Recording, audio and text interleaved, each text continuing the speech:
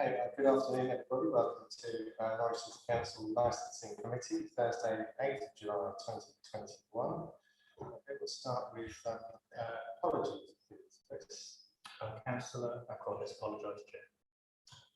We also have apologies from Councillor Sanders. Thank you. Any declarations of interest? There are none, thank you. And public questions or petitions? None received. Thank you very much.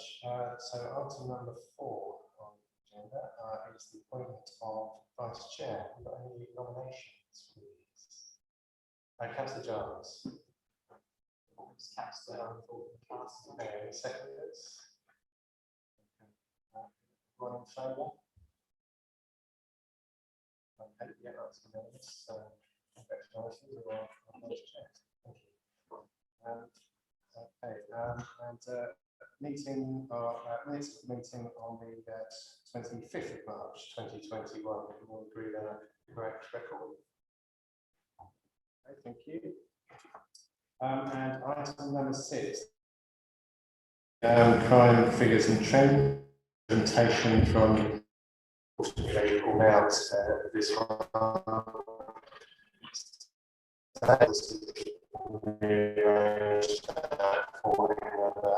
Either another meeting or updating on that.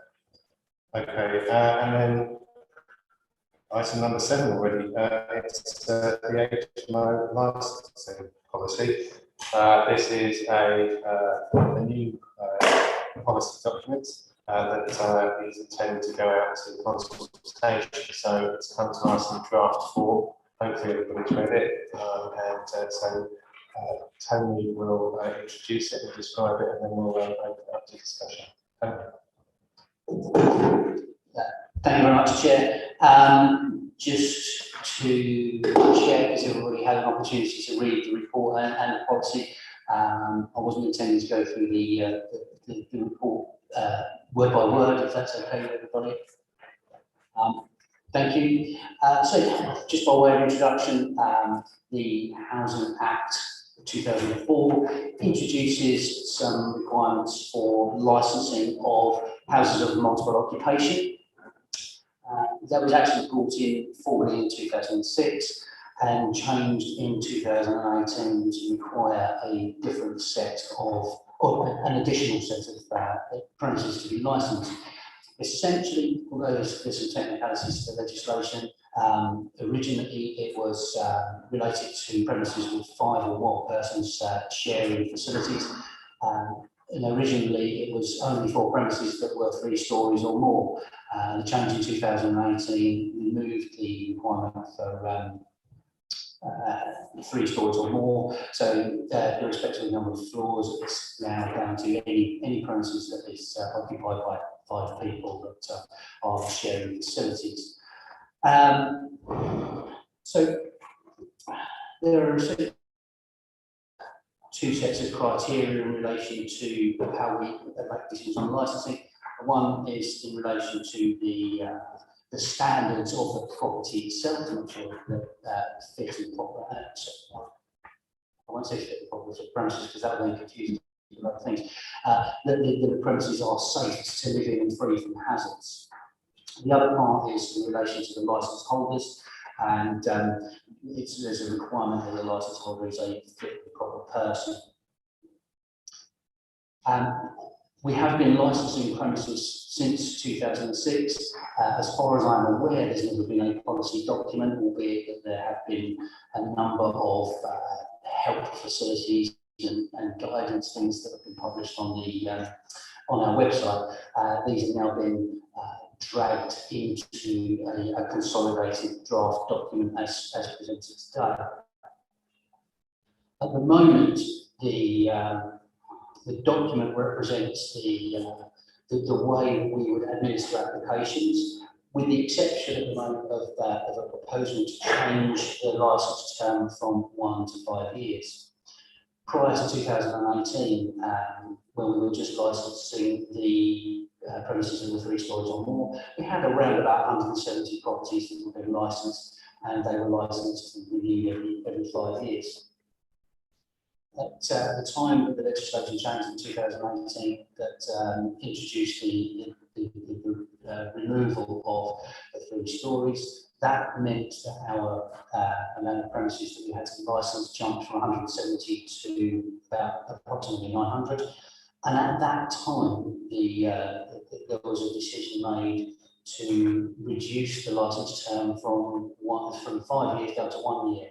The effect of that essentially meant that the amount of properties that we were licensing over a 5-year period jumped from 170 to 4,500. Those 900 premises needing every year, 5 by 5 is 4,500.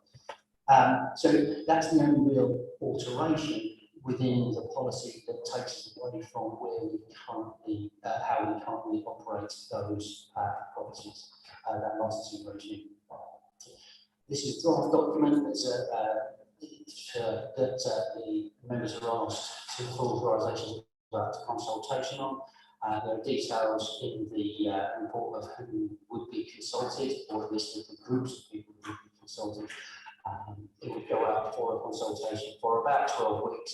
At the moment, from the beginning of August, but that's just a proposed date. It does depend on what happens today and what alterations, if any, are required, or whether there are any further delays. So that's just about it from my point of view. I'm sure there will be plenty of questions, and which I'm happy to answer. Okay, thank you, Tony. So before I ask any questions, I'll be up to members. Is there anything you'd like to cover, please? Okay, Councillor Fulton, Councillor. Thank you, Chair. I've got a few things, so if other members have questions, please let me know. I don't want to go on forever. I think the first, the biggest one, well, my 2 biggest, let's go with.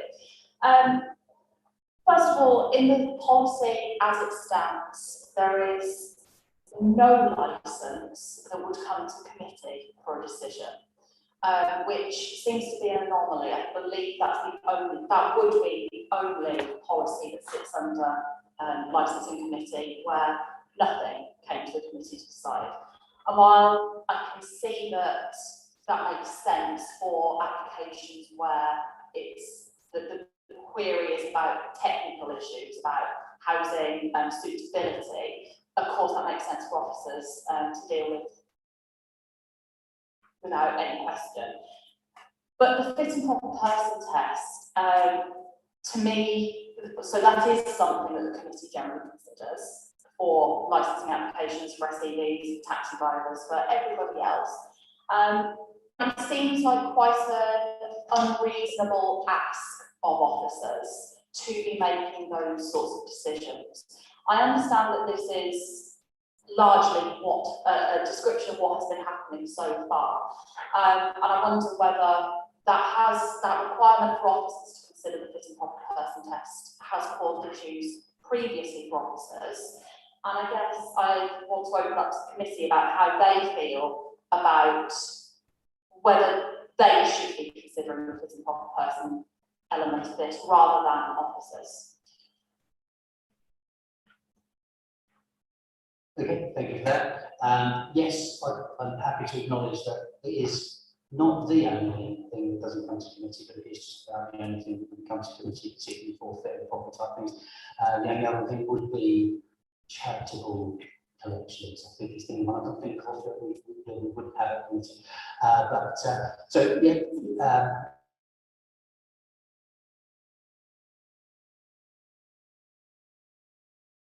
At the moment, the policy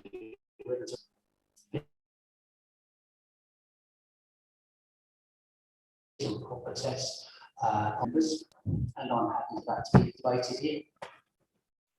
Okay, thank you. Are there any views on that? Councillor Maxwell. Thank you. I think, yes, we're sitting on a committee. None of us are We've got that mic on. We can't hear you very well. This is playing up. Oh, so I get this one. Is that better? Yes. Yeah, we're not the professionals.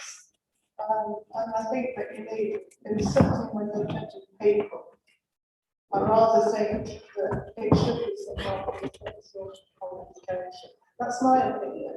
And that's because I really wouldn't want to be in a situation where I said that I thought they were okay and something happened. But I'm just slightly worried about that. Okay, thank you. Councillor Price. Thank you, Chair. I welcome the idea from Vice Chair. We do receive legal support when we are dealing with unregulated issues. I suppose my question to the officer would be around cost implications of bringing it towards the committee, whether or not that has been discussed before and worked out, and whether or not that would be covered by the licence itself. Thank you. Yeah, that's a good question. The cost of being on a committee, the likelihood of how many committees we might see, and therefore whether we could incorporate the costs of those into the licence fee, please. Thank you, Chair. Just to come back from Councillor Maxwell's point very briefly. So essentially, when we're making a decision about whether to issue a licence, there are two decisions to be made. One is about the quality of the premises, the other is about the fitness of the person that owns or is operating that premises.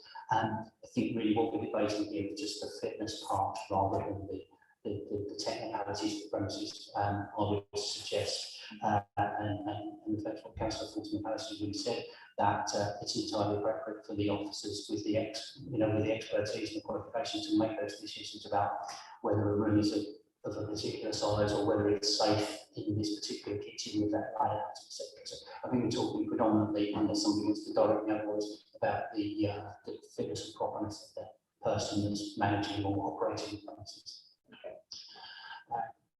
Councillor Price, yes, there will be an implication with regard to the licence fee.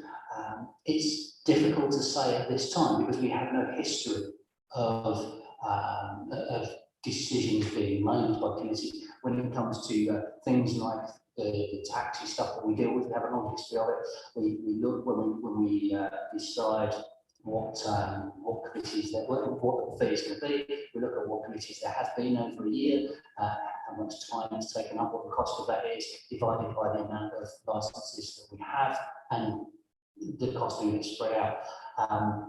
We don't have that history of information to be able to put together a comprehensive quote or the license, the implication for the license fee.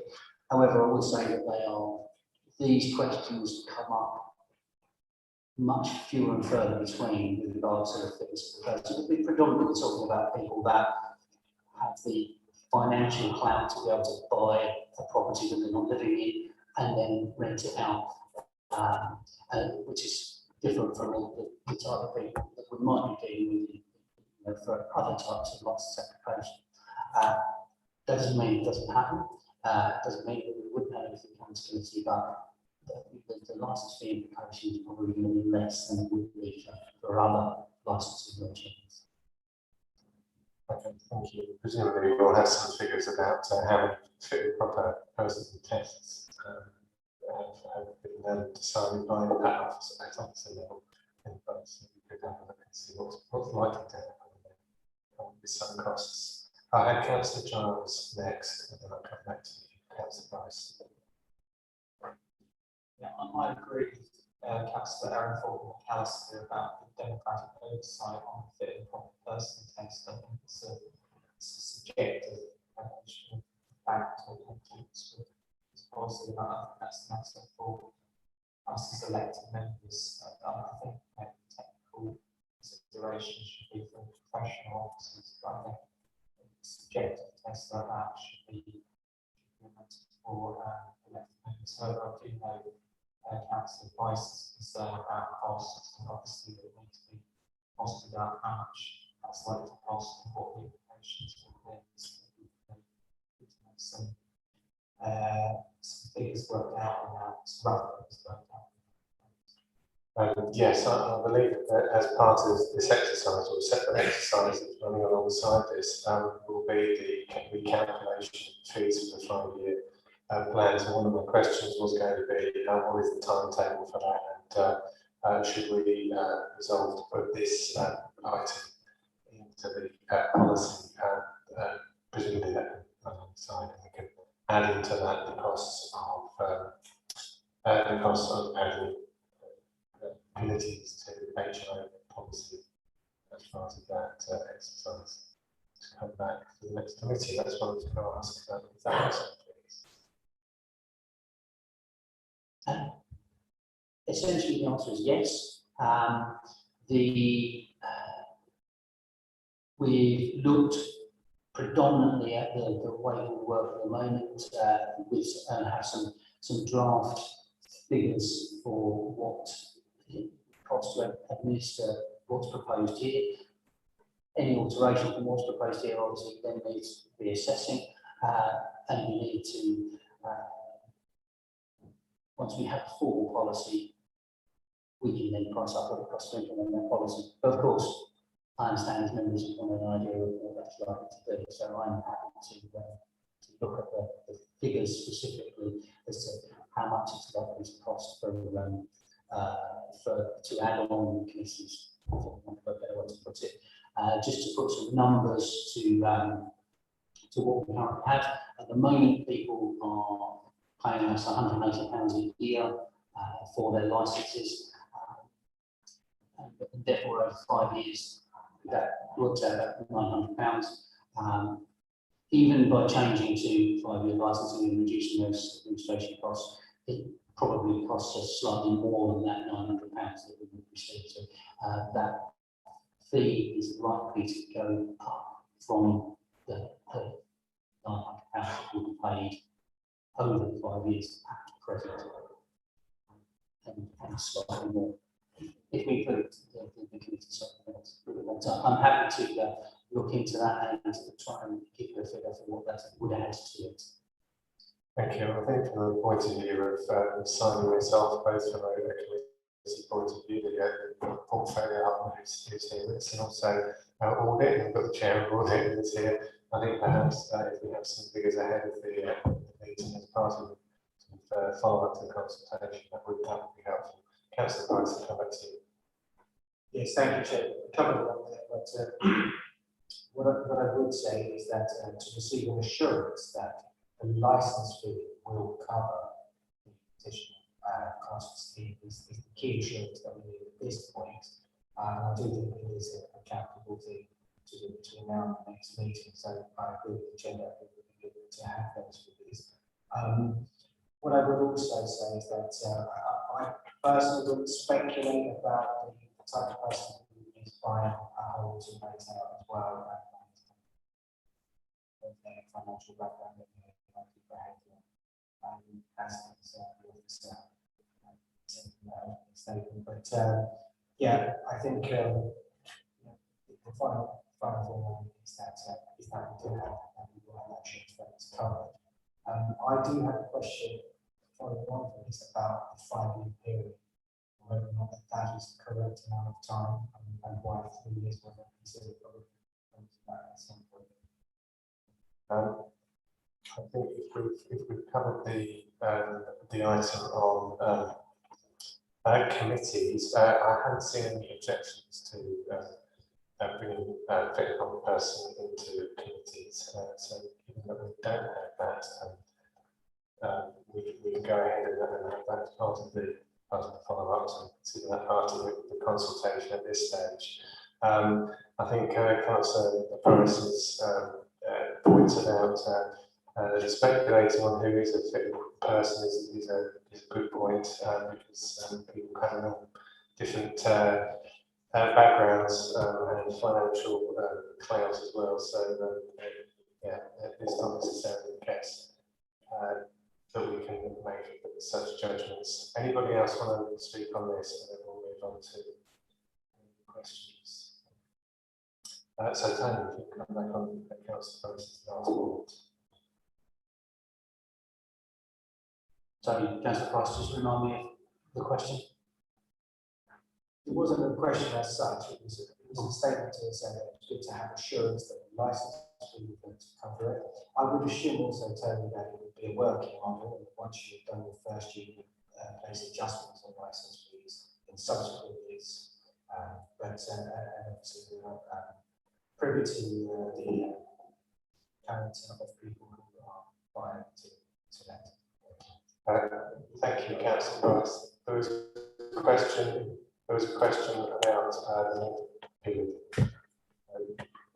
Yes, Tony, I mean, I think it's quite important that we have policy and that we consider, and obviously one-year process will put tremendous strain on resources for officers, but it wasn't set for 1 year for a number of reasons. One of that is to make sure that those kind of checks and balances are in place, protecting people in HMOs. The proposal stays for 5 years, and you have already said that even at 5 years, there is still a difficulty for resource costs to be met and price adjustments can happen. My question to you is why has 3 years been discarded at this point? It seems closer to offering that assurance of protection for people in HMOs, and because we can adjust the licence fees, I think ultimately that may work out a better time so that officers can deliver the amount of work required, but can be still resourced for a license fee. So why are we not going up for 3 years? Because I think the additional time could pose additional risks. Right. Just to feed some background on the licence fee, just so you know exactly what we're talking about. The legislation allows us to charge a fee for the administration of the licence, dealing with the admin, for inspecting the property to see if there are any hazards or to see whether it's appropriate for its use, and some level of enforcement of that licence. What we tend to find is that when we come to inspect properties, there are essentially 2 things that are then enforceable. One is the conditions that go with the licence that says, we want you to put an extra hole in, you must do it by the 1st of September. That's a licence condition, which is can be dealt with. That element of enforcement can be included within the licence fee. The other type of enforcement action we might find is that there are specific hazards within that property. The legislation is very specific that when we come to enforcing hazards, then that cannot be incorporated into the licence fee. So the licence fee covers the admin, the inspection, and the licensing specific enforcement. And we would generally, unless the council wanted to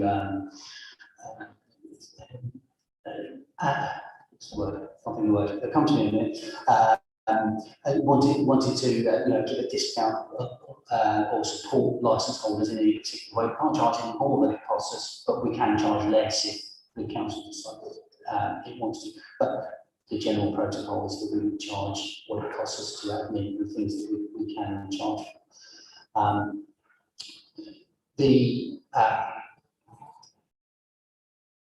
There is an argument to suggest that licensing every 3 years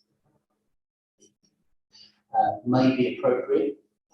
The deciding factor really is how much resource do we want to be tied up on the admin, and how much resource do we want to be allocate to the actual inspection of the properties and enforcement and making sure that they are safe. At this moment in time, all of our resources tied up in administering properties, and we have very little available to inspect them. So the shorter we make the licence period, the more administration that comes with that. At the moment, all our resources are tied up more or less with the admin side. So the impact of reducing the licence period to 3 years would essentially drive up the licence fee. Chair, strong. Yes, please do. Sorry, Chair.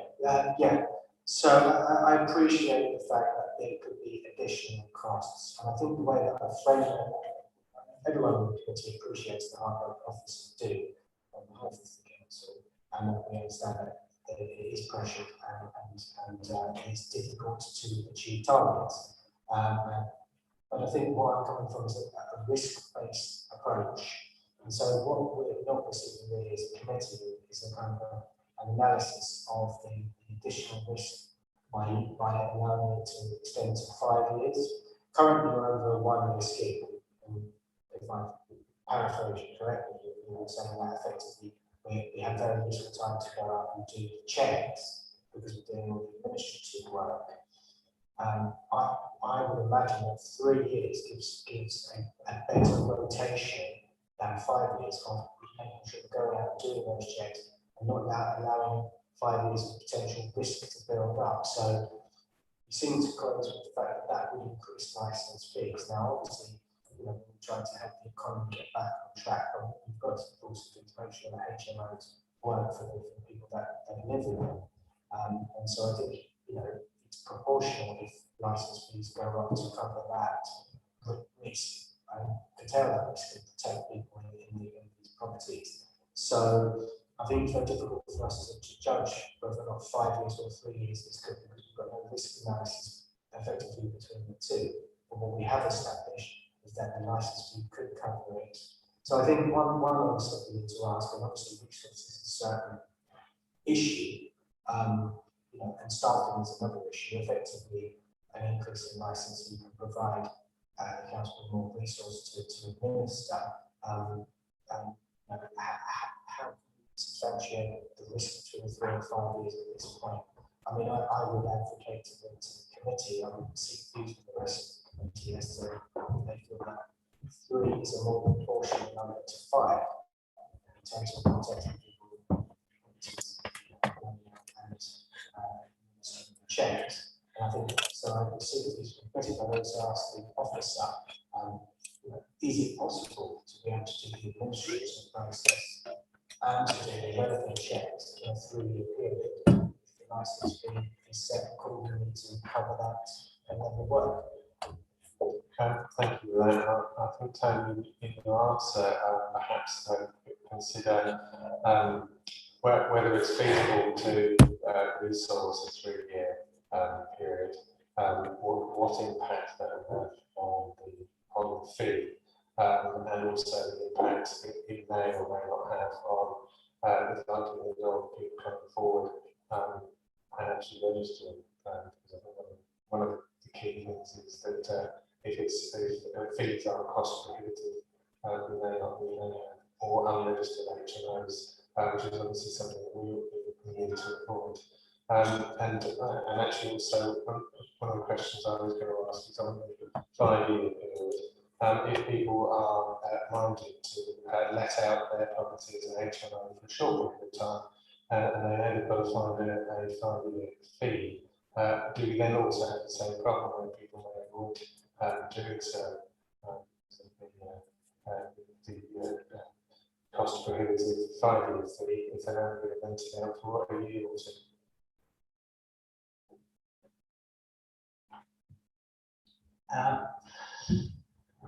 With regard to administering a 3-year license fee, then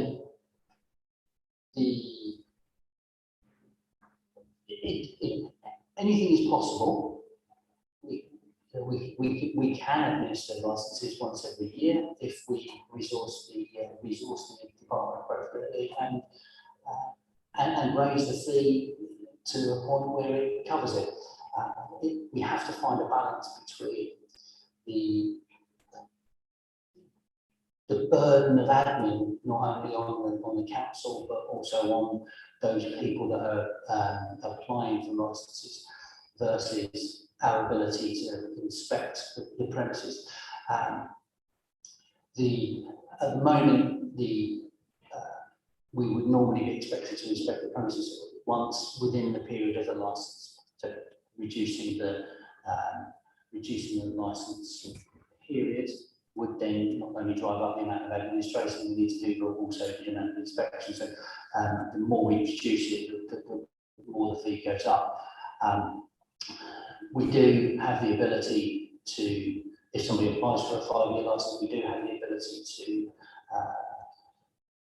risk assess those premises to see which ones are riskier than others, so that we can then prioritise those as being requiring inspection at a much earlier stage in the 5 years than others that we have previously inspected because it's a licence that's been renewed for a previous period. It's already been inspected. So it is a balancing act. It's a very good and debatable point. My feeling is that reducing the administration and increasing the ability for us to divert those resources without increasing the fees too much is an appropriate way forward. As Councillor Stewart said, there may be an impact on those people that if the licence fee were too high, they might be put off from making an application. But on the flip side, as Councillor Stewart also said, if we make the licence fee too high or for too long, then they may also, if they are looking at just short periods of time for rental, to lots of people, 5 people more, they may be put off.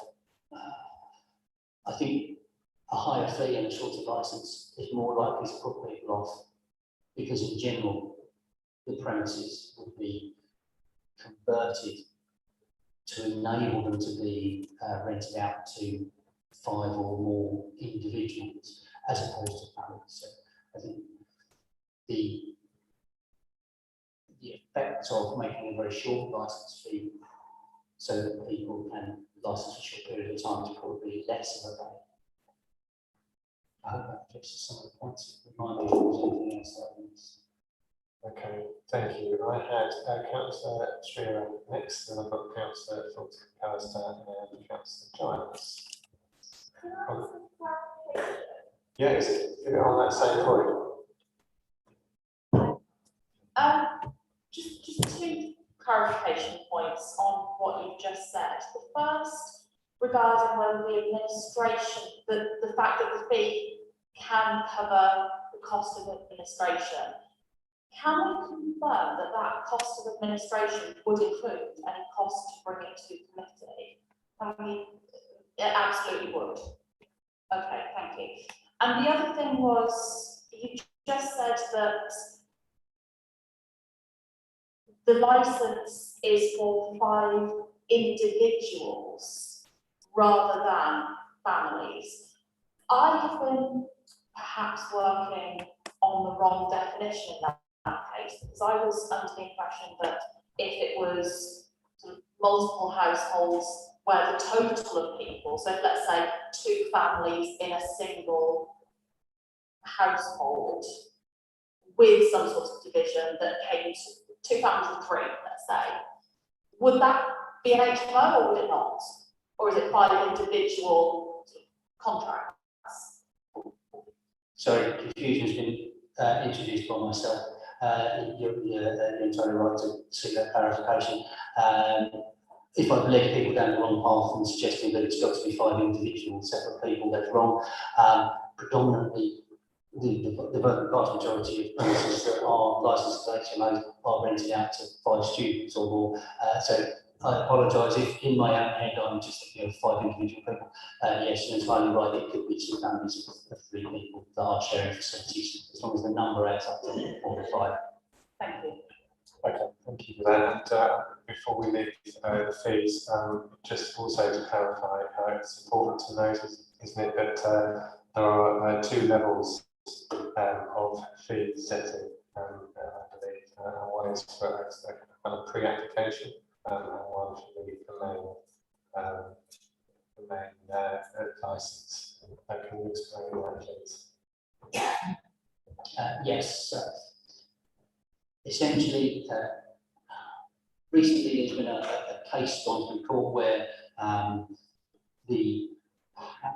how local authorities charge for their licences has been questioned, and there'll be a number of things that come out of it. Without going into more in detail, essentially, part of what's come out of this case is that authorities previously might have charged £1,000, say, for example, for a licence, and that was paid irrespective of whether that person got the licence or not. And it would be deemed unfair for people to have to pay for a licence fee that was included in further enforcement of licences for an application that they might actually grant.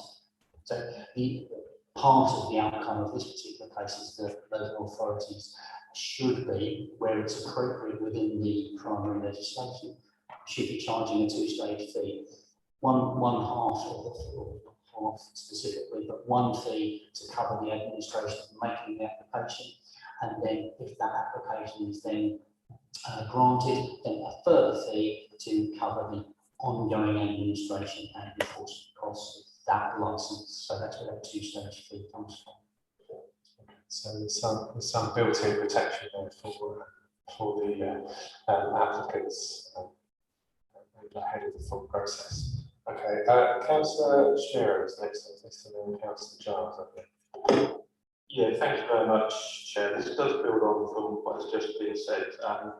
And so, Tony, can you maybe just answer this? So you've got this process where basically it seems, or what you're saying, and maybe I've got this wrong, where it seems more like an administrative exercise at the moment. There doesn't seem to be much wiggle room in terms of enforcement or indeed actual visiting the properties at the moment. Would that be a correct assumption on my part, based on what you said? Yes. Okay, so how many visits would you expect to be able to, your team to be able to achieve if we went to 3 years as opposed to 5 years? So how many more sort of enforcement actions do you think we would be able to have capacity for if we go for the 5 years as you recommend as opposed to 3 years as Councillor Vice Mayor recommended? Well, the idea of setting the licence fee would incorporate the resources that would require to do that.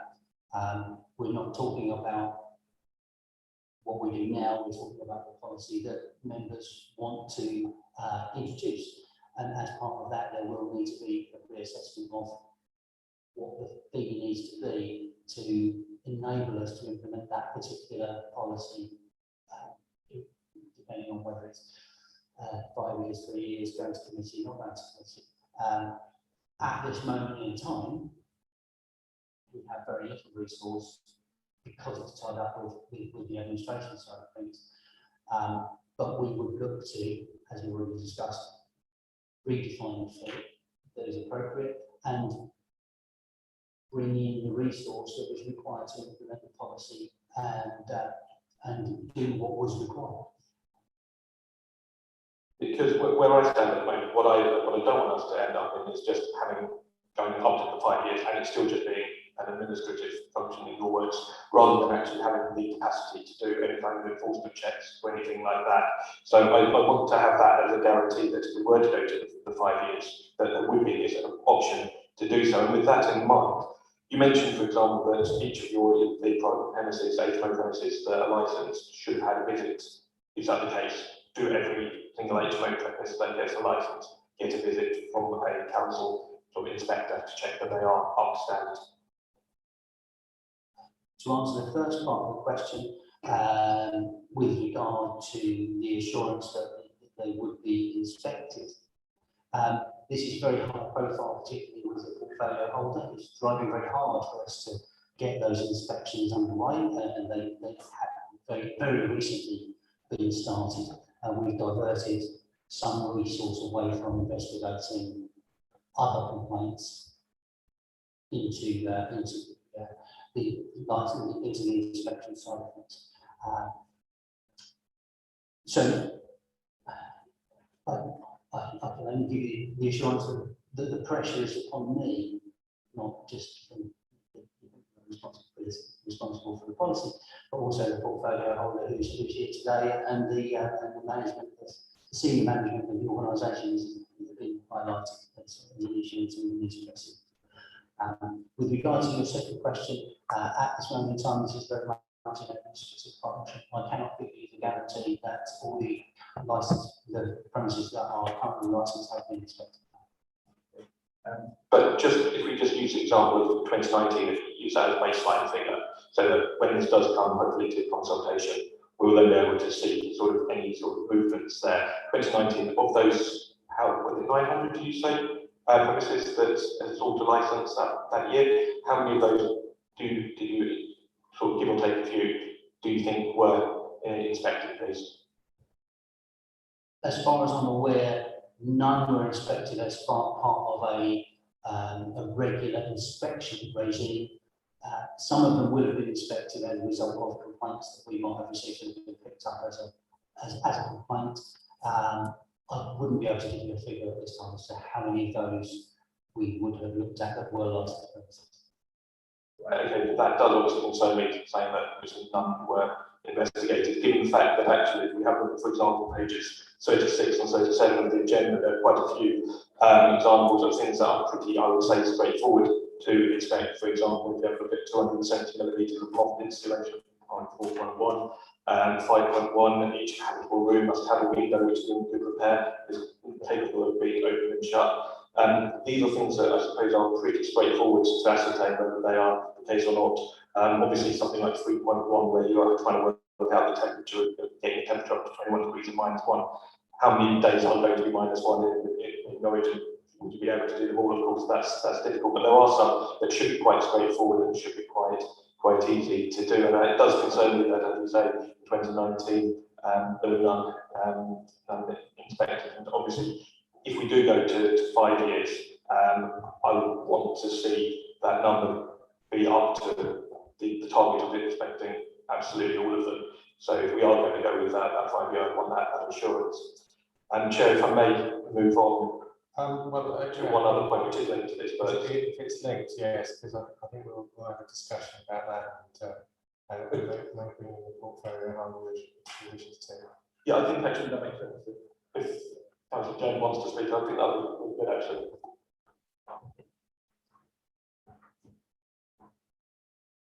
Thank you for the opportunity. Obviously, as you know, I am incredibly passionate when it comes to private sector housing.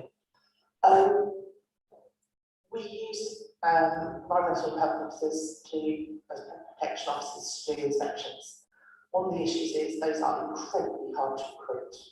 They are like gold dust nationally. 2019, I would also highlight, was the year we were dealing with St. Faith's. So we have a very small team that we would normally and are now borrowing from the private sector housing officers to do HMO inspections. My dream is to massively expand that, and I'm hoping with the improved licence we will do that.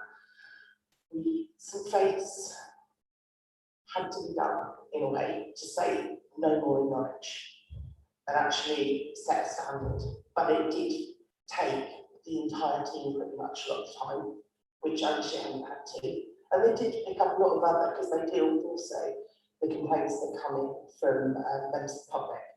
So it was trying to juggle all that. They have inspected some HMOs, but we need to get around every single one of them, and we need every single one to be absolutely 100% perfect for our residents. And that's something I am totally committed to. Tony does hear that from me regularly, and it's Sarah Ashurst is incredibly on board with that as well. So this is the first step in a real push around adjusting to what was a very big piece of legislation that the government chucked at us in 2018 with no real understanding. It was very short notice, with no extra resourcing to us for us to figure out what to do. So we used that initial period just trying to figure it out. And then we had hit by COVID, which pulled all our private sector housing officers off into doing track and trace, because that's what their training allowed them to do, and they've done an amazing job.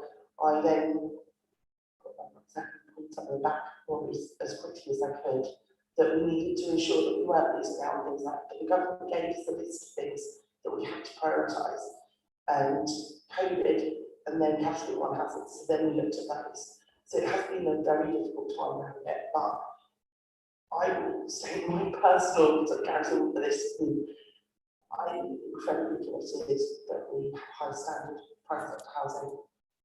So be it 3 years, be it 5 years, I think we will be triaging as well around what needs to be seen more often, if necessary, prioritise in my sort of vision of what we're doing there. But that it's allowing us to, this policy moving forward will allow us to resource appropriately to bring in more staff, so that we can have a system that's good standard. I think we should be aiming for the best, and I will be totally committed to that. Yeah, thank you, Councillor Jones. Would you like to stay there and come back to you if we need to? Thank you, and thank you for the question as well. I think, yeah, essentially summing up there, the enforcement issues have been identified by officers, Councillor Jones and myself, and we're looking at those. And one of the reasons for having a 5-year term is that the upfront cost of those will allow us to resource the enforcement and inspections, which are obviously necessary, and at the same time will themselves negate some of the risk that Councillor Price was talking about. So we do need to compare as part of this exercise the 3-year and 5-year potential terms. Clearly 1 year terms are not going to be effective. It might be that having a full 5-year term is the way we need to go in order to resource the most important element of it, which of course is the inspections and guarantee good quality housing, which obviously Councillor Jones has a good track record of doing just recently. So we're in a good position now going forward. Councillor McAllister, is it on this subject? Because I have Councillor Giles as well. It is, yeah, thank you. I've got a few other things on other topics, but on this, I completely hear what you're saying about that upfront cost of a 5-year licence, allowing us to resource probably much quicker and therefore get up to standard much quicker. But I also appreciate what Councillor Price is saying about that long period potentially being too long, if it does give landlords a feeling of don't need to worry about this for another 5 years. I wonder whether in that context it would be worth committee approving 5 years now for this policy, but then coming back in before the 5-year review period where we would normally be reviewing, explicitly to look at whether that 5-year is too long, so that we can then change it sooner rather than later for new applicants. Yeah, well, I think bringing HMOs to the committee on a regular basis for a review is probably a good idea. It's something that we can do, perhaps annually, just to bring a report on numbers and where we are, especially with inspections, and also in conversations we've been having with officers, we've talked about the possibility of more electronic reporting and archiving that way. So hopefully we can reduce the number of actual site visits with more electronic means, although obviously those talks are in the early days. Okay, so I'll go to Councillor Giles next and then back to you, Councillor Schmira. Thank you. Three points. What are fees currently imposed compared to other similar local authorities? And Councillor Jones mentioned the recruitment issues, regardless of what resources we put in, what measures can we take to attract more officers with those skill sets if we have the resources. And thirdly, what can we do from a comms perspective in terms of encouraging tenants to report in issues during the licence period when they arise, so these licences need to be brought to the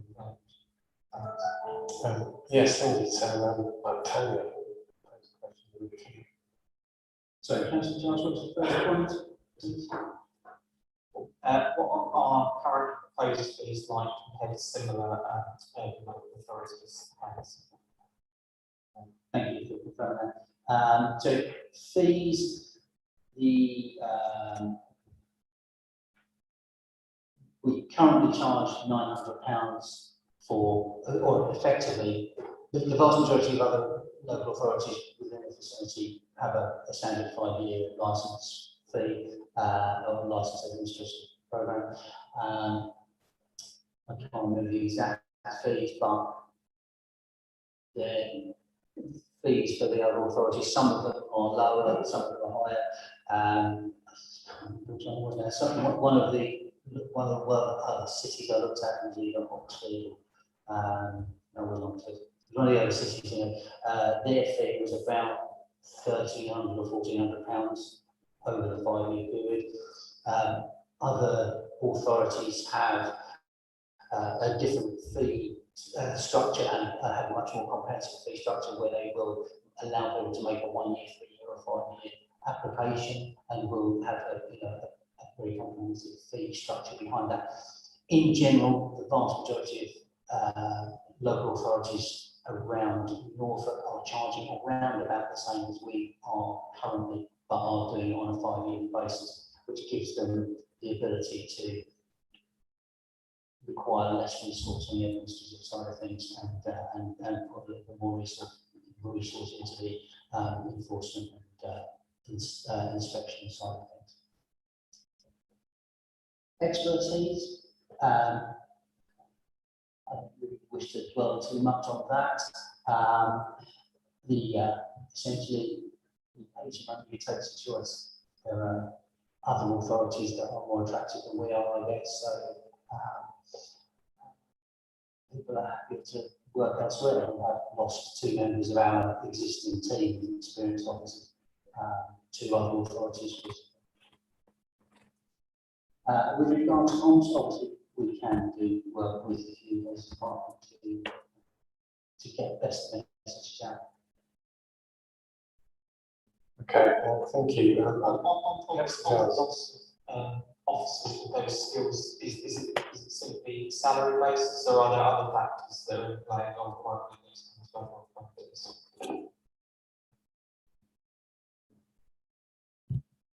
There are a multitude of factors. I think clearly with recruitment, we can look at our recruitment process and obviously recruiting nationally. So that's something to look at as part of this review. Clearly, we need to fill those positions with highly qualified people. Okay, I was going to go back to Councillor Schindler, please, and then Councillor Price, and then Councillor Dr. Price.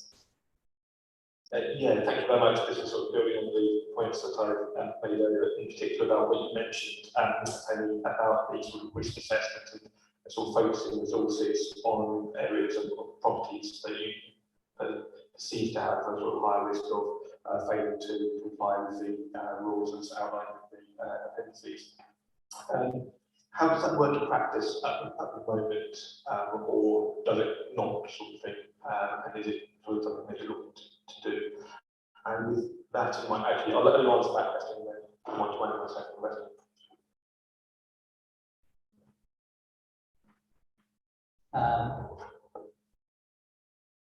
So to answer your final point there, how does it work? I suppose at the moment you suggest it doesn't, because we're not doing it, or certainly not to the extent we should be. However, to answer the question in a more theoretical way, we would look very carefully at the type of property, the amount of floors it was over, the previous history of that property or the person that might be running it who may have other premises elsewhere. We look at the sizes of the rooms. If what we get is an application for rooms that are 50% bigger than they should be, and we get some that are only just borderline, the only just borderline ones might require a higher risk rating than others. But it's a multitude of things in relation to the type of property, the position of the property, the layout of the property, and the people that are running it. I mean, it might be useful as councillors, I suppose, to see both that metric that your team are going to be working on, and the sort of spiritual sort of openness as well.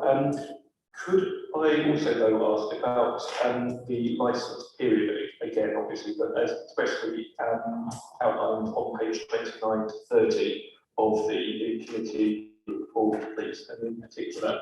I know you say this list is not exhaustive, and the likely reduction in our licence length is indicative.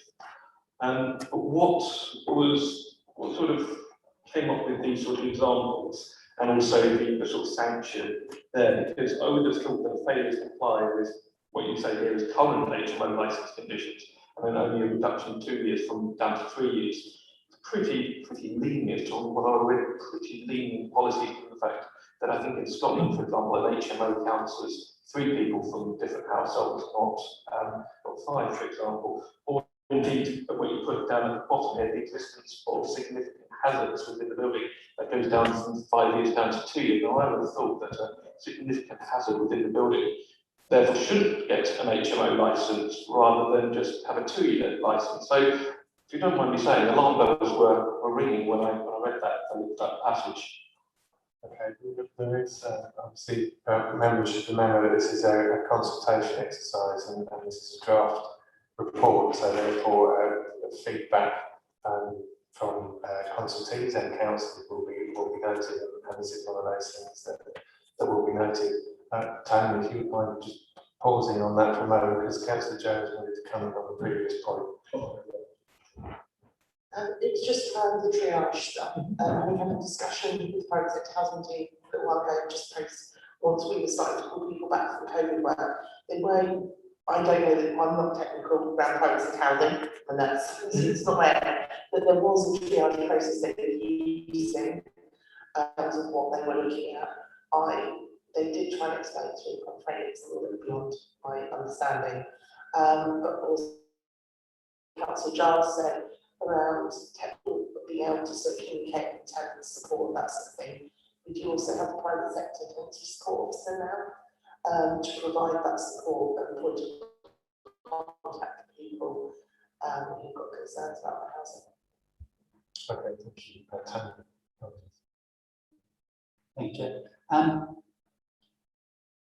I suppose one thing that we need to bear in mind, and is probably something that's a slightly new concept to licensing committee members, that normally when we're looking at an application, nobody does anything that should be doing until they've got a license to do it.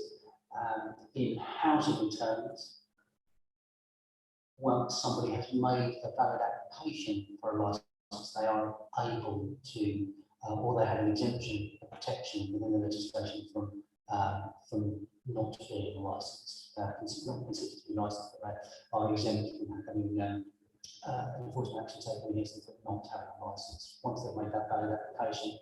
We also have considerations with regard to what happens to those people if a licence is applied for and then not granted. We have a number of people that, if you have 10 people in a property, 5 of them would need to be, or 6 of them would need to be made homeless because they would need to be thrown out. So there's a balancing act there in ensuring that the premises is appropriate against how we actually enforce that and what we do to those people that might inadvertently be affected by any decision that we make. We do, outside of what's in here, we have a separate enforcement regime that's not dealt with under the licence fee for the investigation of those hazards, and we can serve notices and require works to be done. The idea of reducing the licence is just to make sure that there is a cut-off point at which we can say we are now reassessing this particular property. But behind that, there will be other enforcement action being taken where we've identified a specific one hazard. Okay, thank you. Did you want to come back on to answer your question? That doesn't also let come in there. I think you've got a question on this. If it's related, please. It absolutely Yeah, thank is. you. And Tony's answer has covered 3 of the things I wanted to talk about, but I'm not sure, well, it's touched on 3 of the things that were questions, I guess. Presumably what you're talking about is tacit consent, that once somebody's made a valid application, they can begin to put people into that house for up to 20 weeks. At which point, if they haven't heard from us, it's deemed that they do have a licence, but they could hear from us in less time than that, in which case people need to begin leaving. Is that correct?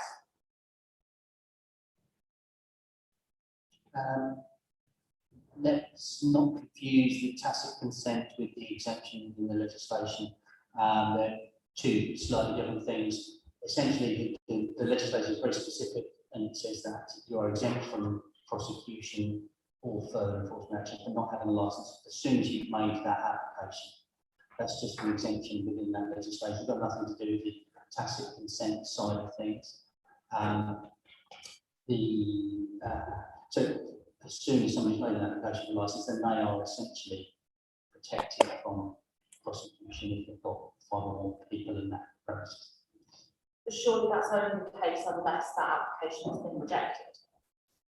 If the application is rejected within the 20-week period after which tacit consent is deemed to apply, then they don't have that defence, surely.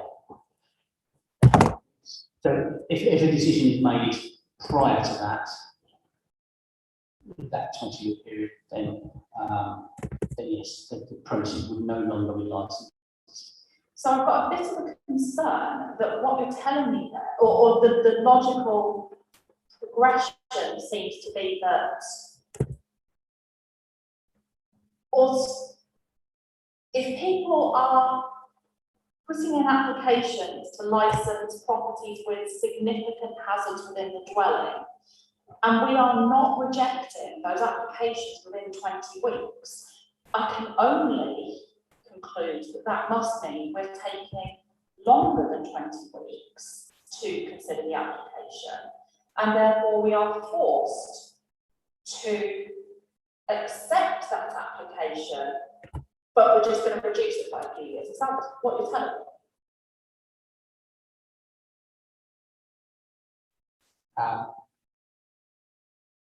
Right, so there may be a misunderstanding here with regard to the inspection side of things, and at what point we're going to identify whether there is some form of hazard.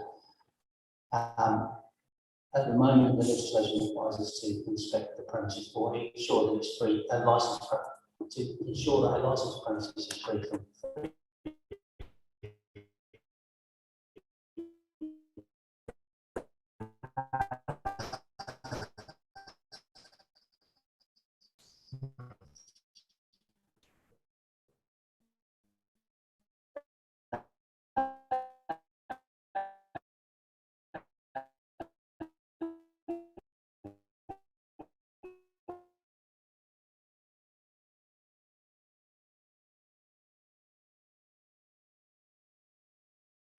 period, then we would be some of what's written on that list there would only come into effect once something had been licensed, possibly once inspected, and then was to be re-licensed. I'm failing to understand why, if we've granted a licence and then we inspect a property and we find it has significant hazards, why we would not just revoke that licence and then that person would be ineligible for a licence effectively. Rather, why would we find ourselves in this position where we're reducing the length of a licence if they previously had significant hazards? Thank you. Tony, can you explain to the committee what the process will be once an inspection is made and something is found to be non-compliant, what the process is from then, and what takes us to a point where we issue another licence for this period, and would those issues still potentially be in place?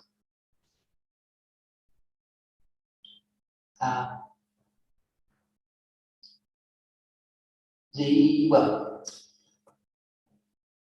the enforcement in relation to hazards, particularly with licensed premises, has to be a fine balance of ensuring that the property is appropriate to live in and not making it unlicensed and therefore potentially putting people at risk of being homeless. So we would generally work within the boundaries of the legislation to ensure that they were free from hazards by taking enforcement action under the Housing Act outside of the licensing regime. And we would serve improvement notices and things like that to ensure that they were brought up to standard. There is a possibility that we could revoke a licence, but in revoking that licence, potentially that then makes however many people there are above 4 at risk of being made homeless. So it's a very fine balancing act. Where there were hazards identified, as I said, outside of the licensing regime, we would be serving enforcement notices and requiring those works to be done, and we can potentially prosecute people for not complying with them, or serve them with civil penalties, which are effectively council-derived fines. But we do have, if we have such a policy, the ability then to reduce if they are. If there are still issues when it comes to relicensing, then we would be able to consider issuing a shorter license in order to put that pressure on the landlord or the premises and the management agent to bring it up to the appropriate standard. Okay, thank you. Okay, so I think we've identified an issue there that I can see from the room that some councils are not comfortable with, and I think potentially this is something that we do need to have a look at and feed into the process and how we ensure that properties are brought up to standard more quickly and before renewed licenses are issued. So just for the benefit of members and anyone watching, what kind of enforcement action will we take with someone that doesn't meet the requirements, and how effective are the notices that we send out? Is it usually the case that anything that's wrong with the property is fixed quickly? How many cases are there where we have to chase regularly or frequently, and how many people simply ignore that notice and then may end up having a shorter license with the issues in place? I wouldn't be able to give you any figures specifically. We do take action against people that where hazards are identified in properties, but a lot of those would be single occupants, not single family occupied dwellings. So I wouldn't like to suggest which, because we're predominantly talking here about licensed premises as opposed to the whole private sector remit, which we're now straying into the territory of. In general terms, the question was about HMOs and whether when trying to enforce issues that have arisen with HMOs, what is essentially, I suppose, the question is what is our success rate with enforcement on issues with HMOs, and is there more that we can do, and is there scope within this policy to change it so that people are not able to run HMOs that are potentially dangerous, for example, and there'd have to be a cut-off point with the items that are desirable but not dangerous, perhaps. But certainly this HMO policy is about raising standards. So I'm happy that at the end of this process we have a document that does that. Thank you, Chair. I wouldn't have the figures to hand specifically for licensed premises to be able to pull out which ones were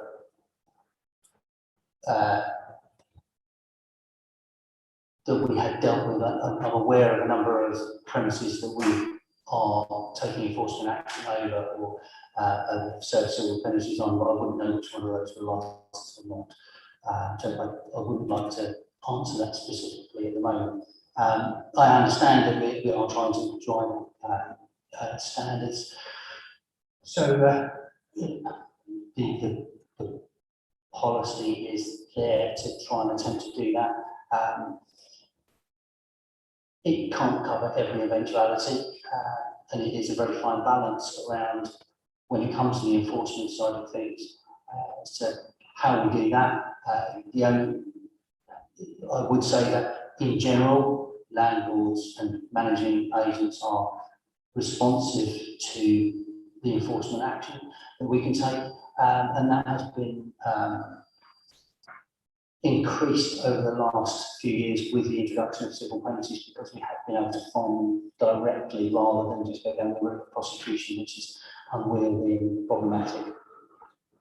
Okay, thank you. So as part of this process, I would like to see some figures come back to the committee about the enforcement actions, whether there is an identified problem, and how successful we are with enforcement action and improving the standards, and what we can do to improve that. I'm conscious that we've done nearly an hour and a quarter as we started a little bit late on this. I'd like to wind this item up quite soon, but other people haven't spoken yet, and I've got on my list Councillor Giles next, and then Councillor Youssef, and then Councillor Huntley, and then we'll come back to Chair, you missed me, I was next. Councillor Price. You are next. Thank you.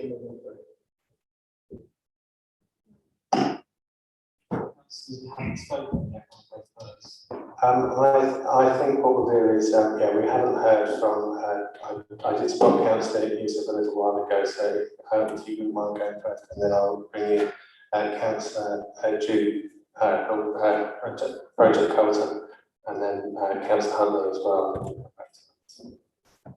Thank you, Chair. I just had a quick question, or rather ask a little bit of context. How many HMOs are we receiving complaints against?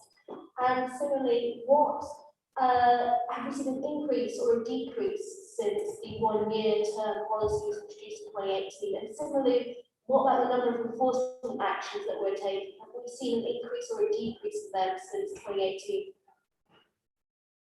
Thank you. Good question. I don't have that information to hand, and certainly no comparison, because I've only been dealing with the licensing and enforcement of these since 2019. Okay, so thank you. There's perhaps some more stats and figures that we could try and compile in the coming weeks, please. Okay, so Councillor Project Colton, please.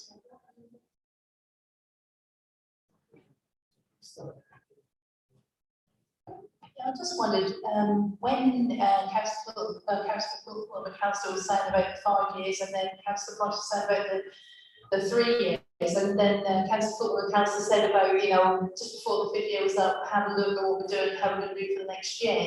I just wondered, when it comes to the 3rd year, could we actually go back and do a report and just see what sort of enforcement, whether we have been doing the enforcement that we're supposed to be doing, and go from there, and then we can see that we are on the right base, and we could go for the next, you know, the next 2 years or whatever, doing your 5-year plan. Yeah, thank you. I think we did discuss having a regular review of this, and that can come into that review. Councillor Jones, apologies for missing you. Can you just use your mic? Thanks. Send me those questions by email. I should be able to respond to most of that. Thank you, that's handy. Okay, so Councillor Huntley hasn't spoken yet, please. Thank you very much, Chair. just to note the tenor of the conversation we've had does seem to indicate why it would be desirable that some of these questions have come to committee. I was going to say initially as a point about consistency and transparency. That seems only emphasised by what we just been discussing here.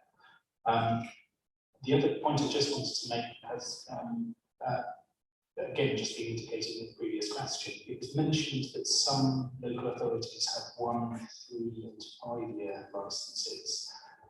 Was that they were running simultaneously? And if so, why is that seen as desirable in some local authorities, but we might not have considered it here? That's the case. Why they would consider that desirable, I don't have any information on. The authority that I was looking at, I don't know what their decision-making reasons were, but I'm guessing that it was along the lines of offering flexibility to the operators in their licensed area. Yeah, okay, and I guess that would cover all the early points about short proposals and short-term HMOs. Do you want to come back on that first? Yeah, thank you, Chair. So is it simply the question of flexibility that we've discussed in this? Flexibility and ease of implementation. Okay, thank you. So we'll come back to Councillor Price next, and then Councillor Giles, and Councillor. Thank you, Chair. So it's been an interesting conversation this afternoon. So I'd like to know when the 1 year licence was introduced, and I'd also like to know what inspections have taken place since that has happened. Because what seems to be indicated is that there are no inspections happening in the last year, obviously COVID has been an impact. But I would like to know if any inspections, how long this has actually been going on for, because it's very concerning to me, and the fact it's not been highlighted before is a major concern. I also really welcome what the Cabinet member said about taking prosecutional action against Safe Lane. It was an important line in the sand for the council to draw. As the ward councillor, we brought it to the attention of the council. We were supportive of those residents, and I'm really pleased to have seen that happen. Obviously, it's very alarming to hear that it took up a lot of resource and took that environmental resource away from other areas of inspection or reporting. So I'd like to have more information about what was discarded or what was being investigated during that time, to understand the implications of that for the wider licensing context. Councillor Huntley's made the point about 1 to 5 years, so it was interesting to hear that. And there's been concerns raised about the costs, and again, the Cabinet member has said that one of the strongest reasons for going to 5 years is the fact that there will be a large upfront cost which will pay for resources. Correct me if I'm wrong. And that to me doesn't seem like a justification for going to 5 years and the additional risk process of the less inspections over that time. I would suggest that licensing fee should be staggered across the 5 years anyway, rather than a full upfront cost to not make it prohibitive for people to not get to sign up to the actual licensing agreement. And I don't think that getting an upfront cost for 5 years is to support resources the reason why we should be going to 5 years primarily. So I've not had any good reasoning yet that it should not be set at 3 years, Chair.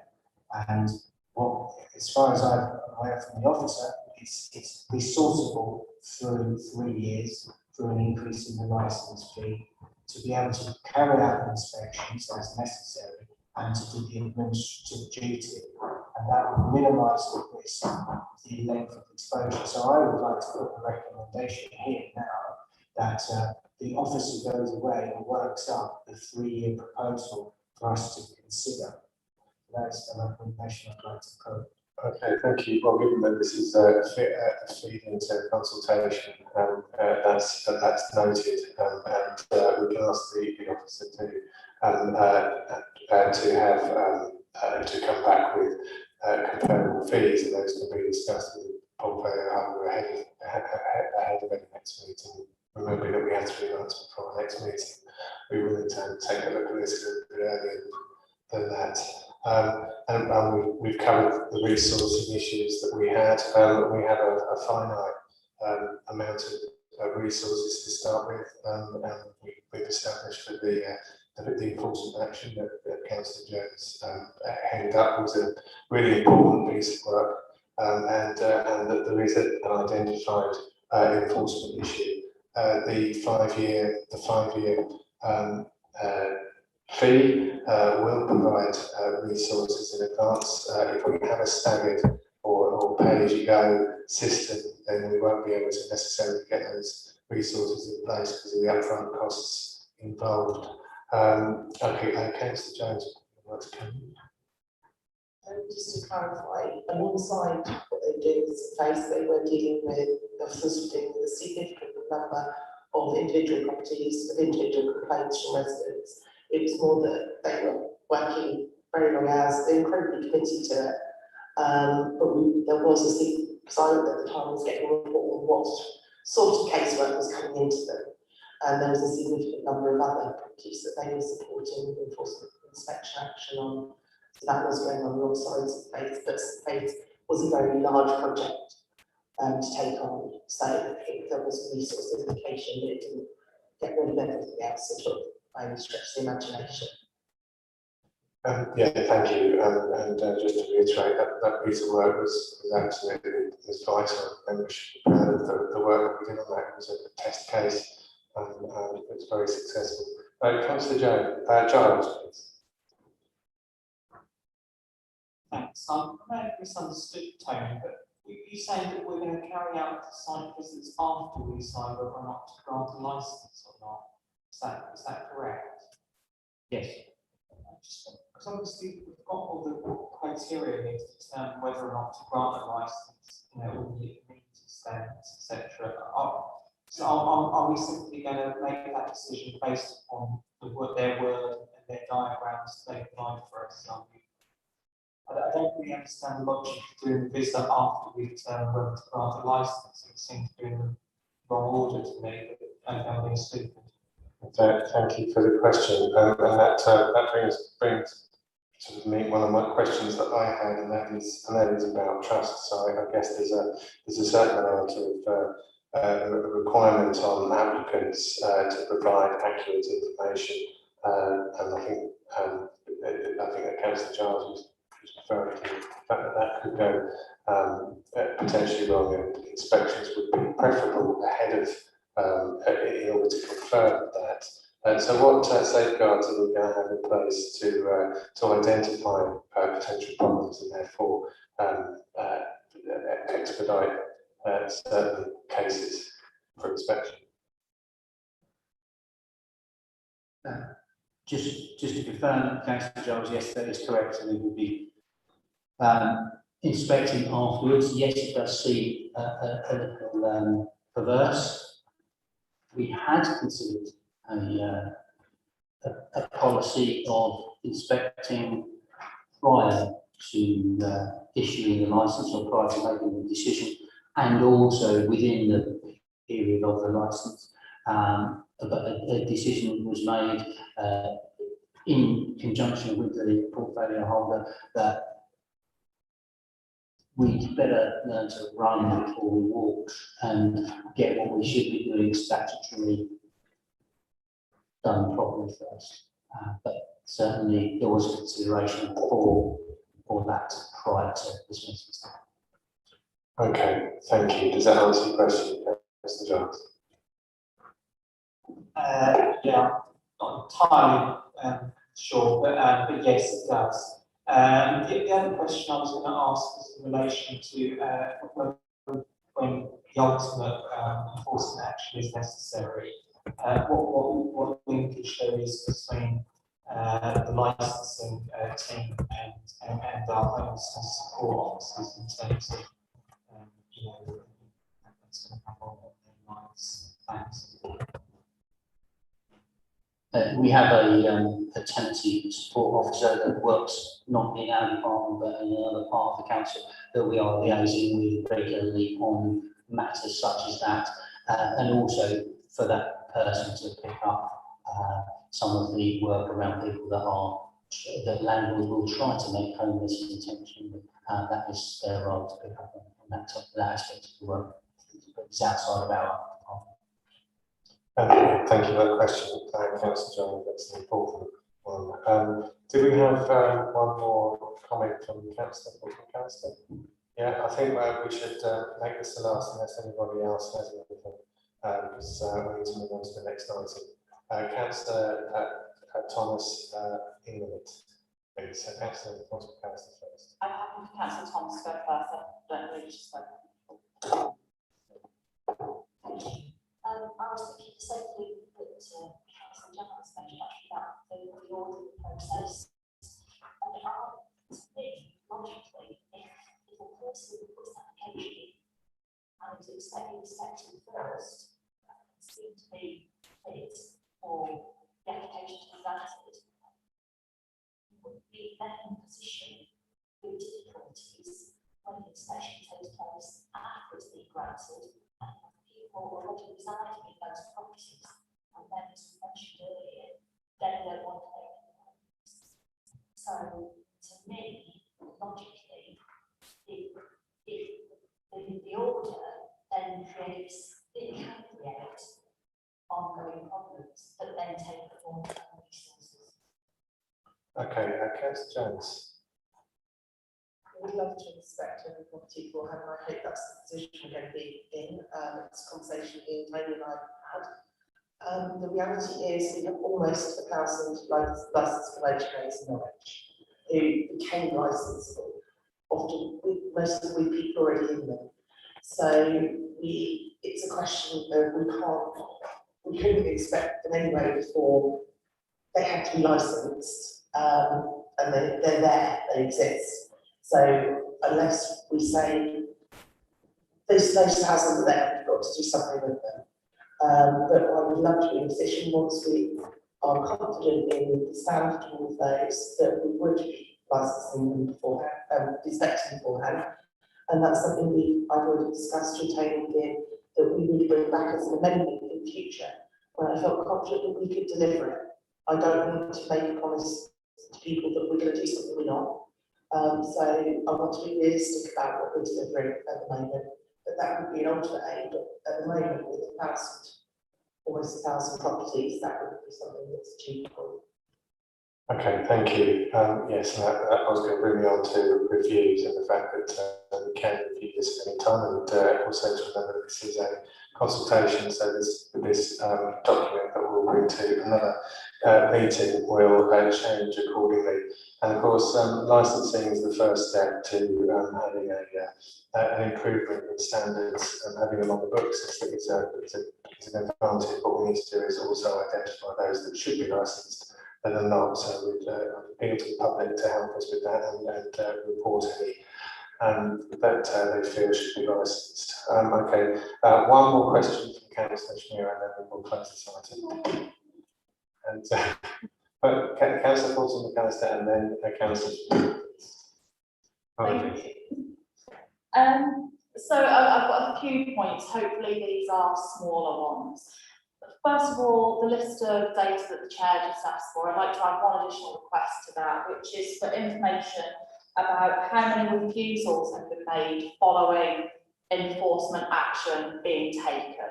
So when we go down that road, do we then refuse, or do we just leave people with licenses basically indefinitely? The next thing was on page 25 of the agenda pack 12 policy. Paragraph 11.11 speaks about the fact that DBS checks won't routinely be undertaken, but that they will be requested for the purposes of officer safety during the course of the licensing application should this be considered necessary. I struggle with this because if we have reason to think that officers would be in danger, we already have reason to think that they're not a fit and proper person. So, A, what on earth? And secondly, the only way I could see that that made sense was if it meant resident safety rather than officer safety, as more of a, I guess, standard check and balance, rather than us having a concern about officer safety. I don't know whether you want to answer that before I just stress my last two. Well, yes, thank you. If you could make your answer quite brief, but also just add in the question I was going to ask, which was what would be the impact or possibility of having a routine DBS check? Thank you.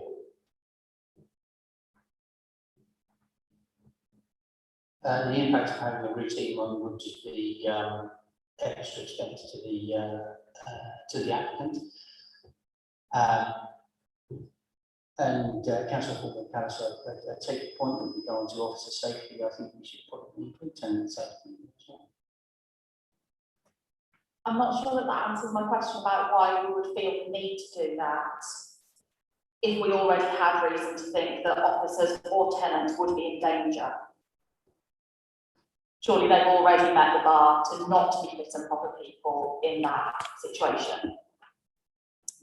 Maybe it depends on the nature of the information we have. But So, yes, it could very well be that the fit and properness falls down before we make that request. Okay, thank you. Your last points. Thank you.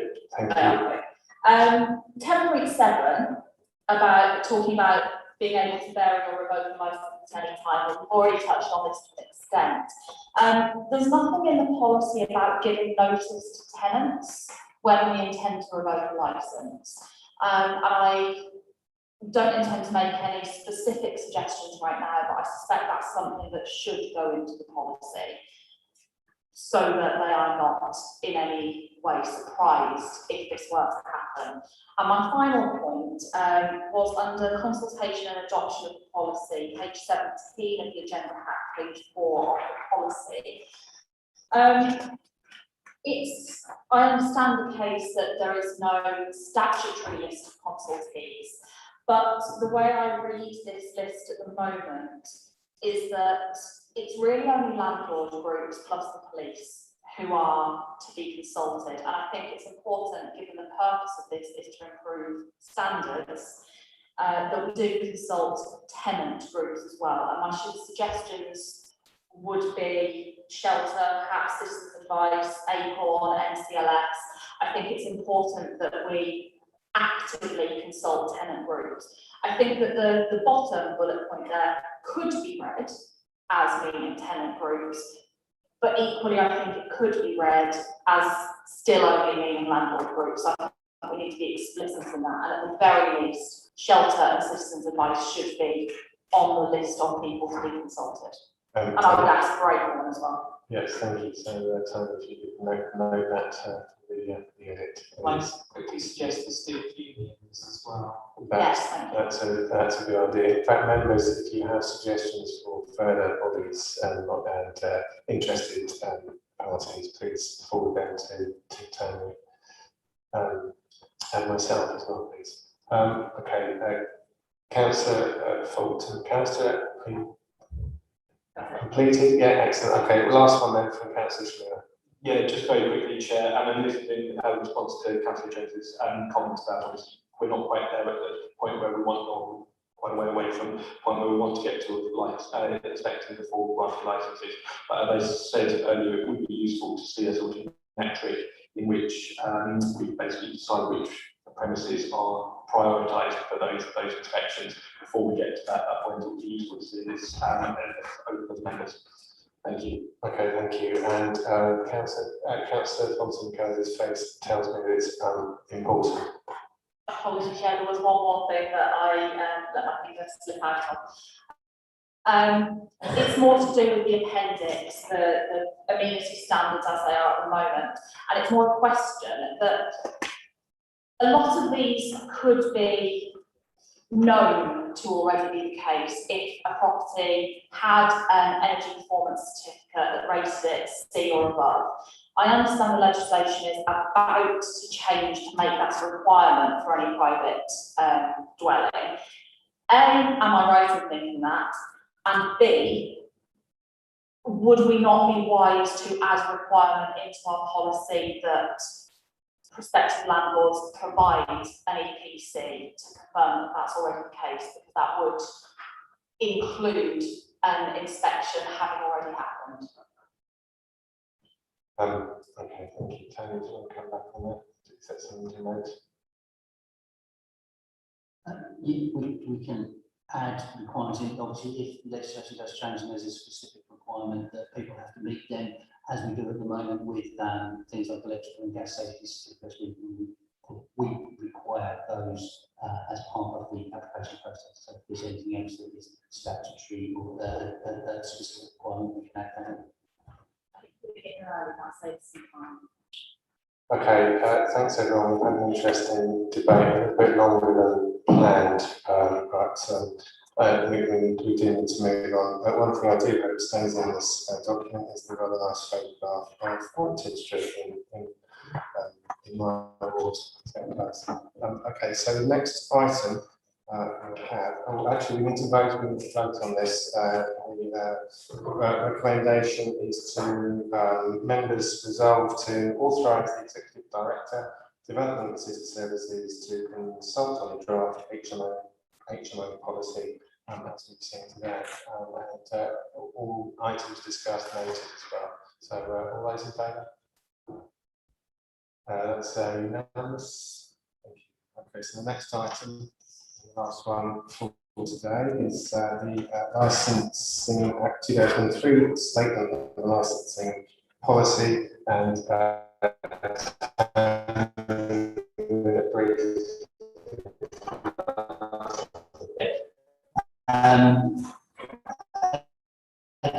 as this has already been before members to consider before it went out to consultation, I don't intend to dwell on it too long.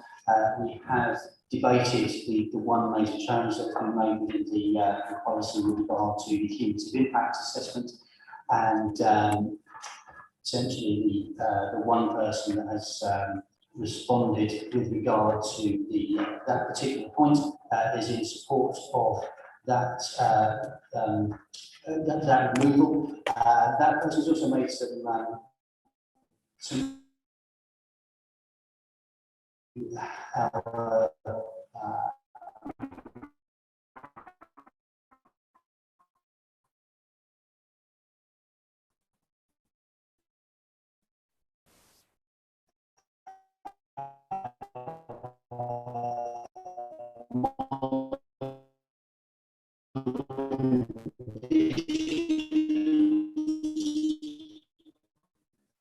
and how that impacts or links in the cumulative impact and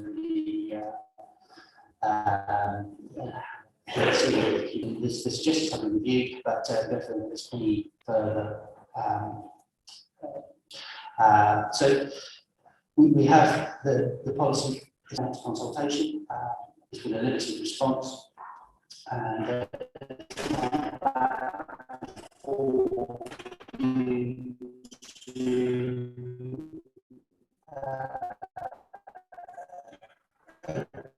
to report the full council, because it has shortly before the meeting sent me some thoughts with regard to the policy, and in some parts where it interacts with the statutory guidance.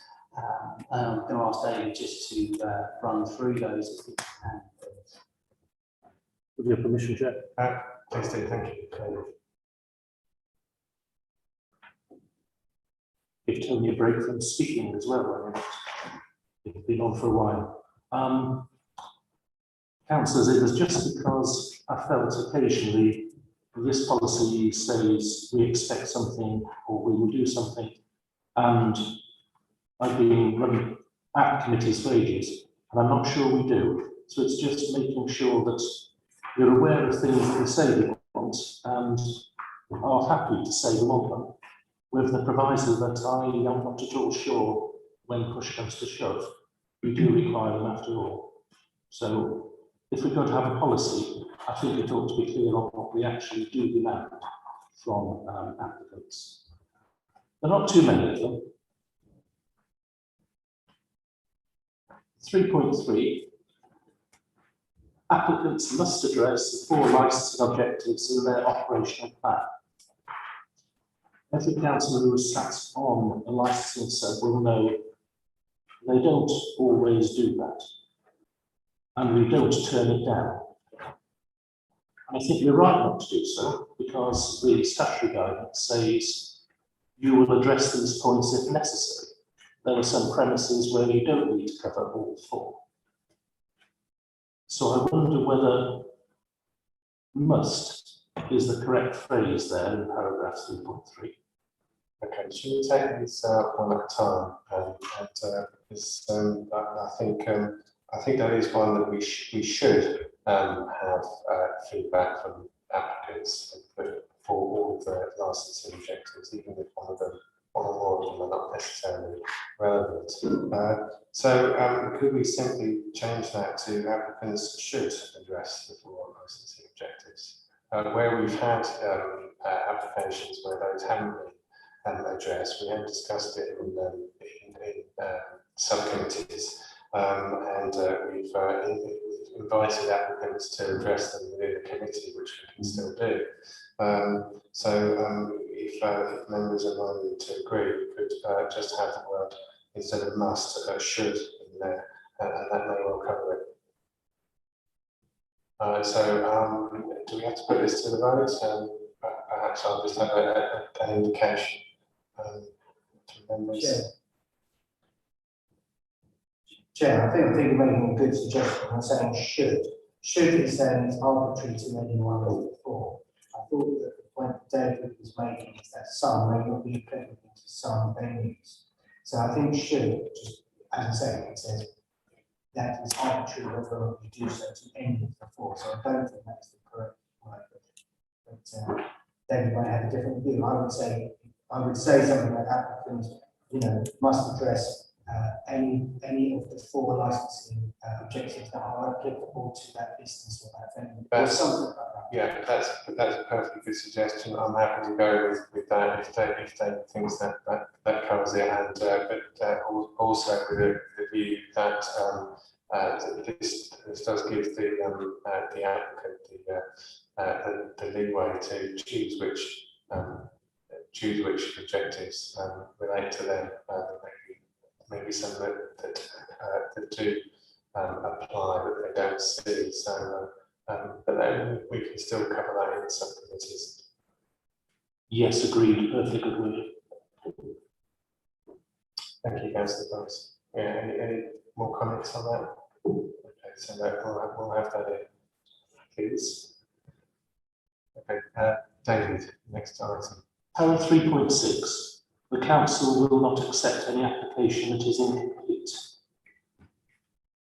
It's not clear to me what that really covers. We're going to refuse it if it's not got a check, but is it clear enough to assist the members of the public?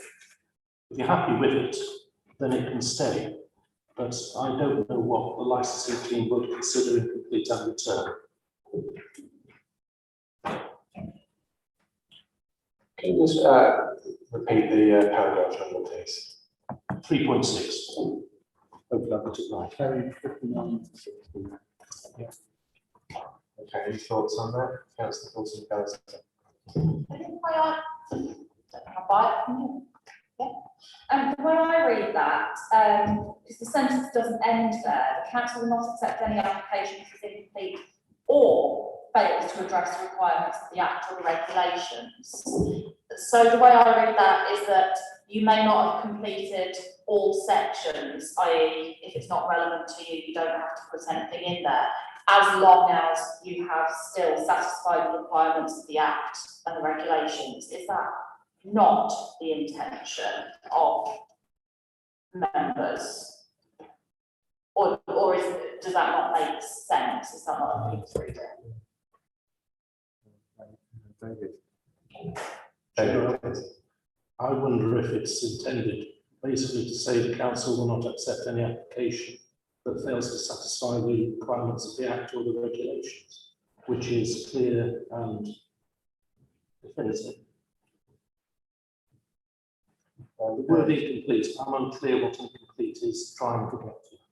Yeah, the definition of how completeness of an application is open to debate, and to a point how Councillor Holton McAllister was describing it, because some items may appear to be irrelevant, but actually are a requirement.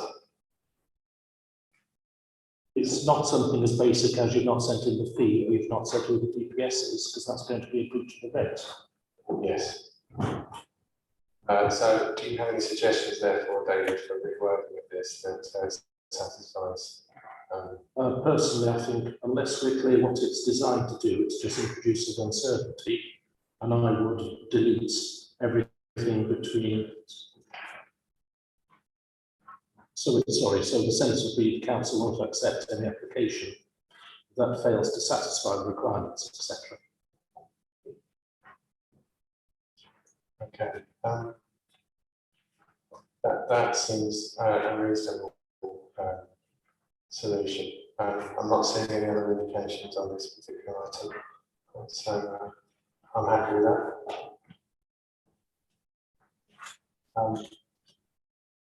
Next item.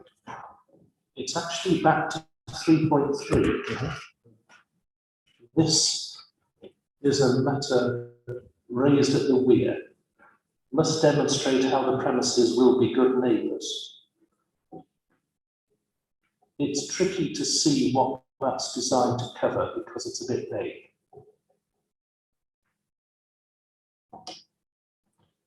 Okay, so in reference to where we have representations on the good neighbours part of our policy.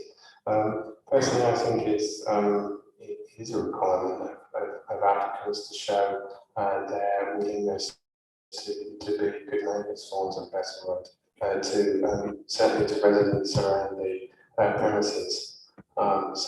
David, perhaps you could explain the difference between the policy that we've got at council and the National Guidance, please, and why you think it's a problem. I think the difference is the guidance says be aware of public nuisance, be aware of crime and disorder. And those definitions, to me at least, are a little clearer than be good neighbours, though I accept it could cover them. Okay, Councillor Fulton McAllister. If David thinks this needs clarity, can I suggest just adding to the end of that sentence then, that the operating schedule must demonstrate how the practices will be good neighbours, both residents and other venues and businesses, through demonstrating consideration to issues such as those which David just said. Yes, or simply the licensing objectives. Councillor Price.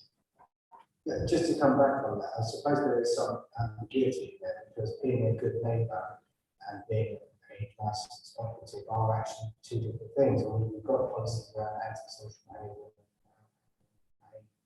to one's neighbour in a private dwelling. And I'm sure the sentiment of that is actually to be applied in that principle. So I wouldn't say it only withstands the sort of legislative framework that it should be abided by. But perhaps there might need to be a more definition of what we actually consider to be good neighbourly.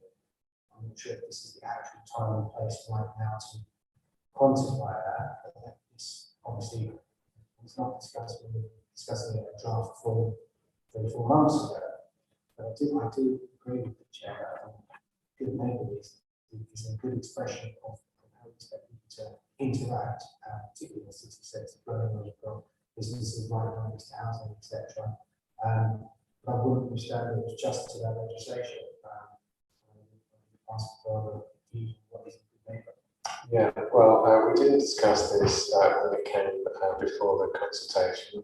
Ultimately, because it is a recent, it's come to David's attention as part of recent representation, so it's appropriate to discuss it now and to find a solution. Councillor Schmier, please.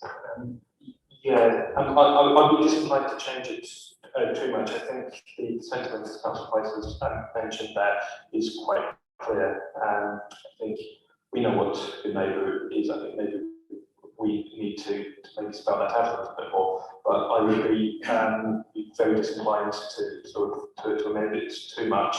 Partly because of the existing, the example that we mentioned, the Weir application, show how they had absolutely had no initiative to go out and speak to local neighbours. There had been little attempts at doing any kind of thing that would be in any way neighbourly. The fact that 60 or so local residents, in fact their neighbours, had objected to it, highlighted that problem. And I think this is quite a strong tool in our armoury as councillors to support local residents who might be impacted negatively and detrimentally on things like public nuisance and of course those 4 licensing objectives that we already know about. So as I say, I would be very disinclined to change it unless there is an absolutely crystal clear sort of legal reason why we have to, and I haven't heard that being expressed yet.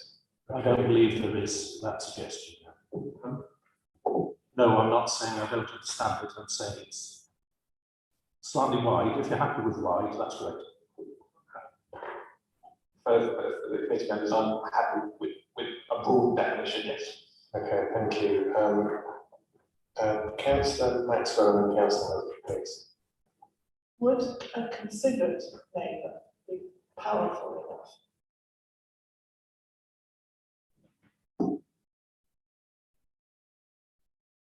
And it would to me, but I don't know whether you want to put the emphasis that they've got to go out there and be good.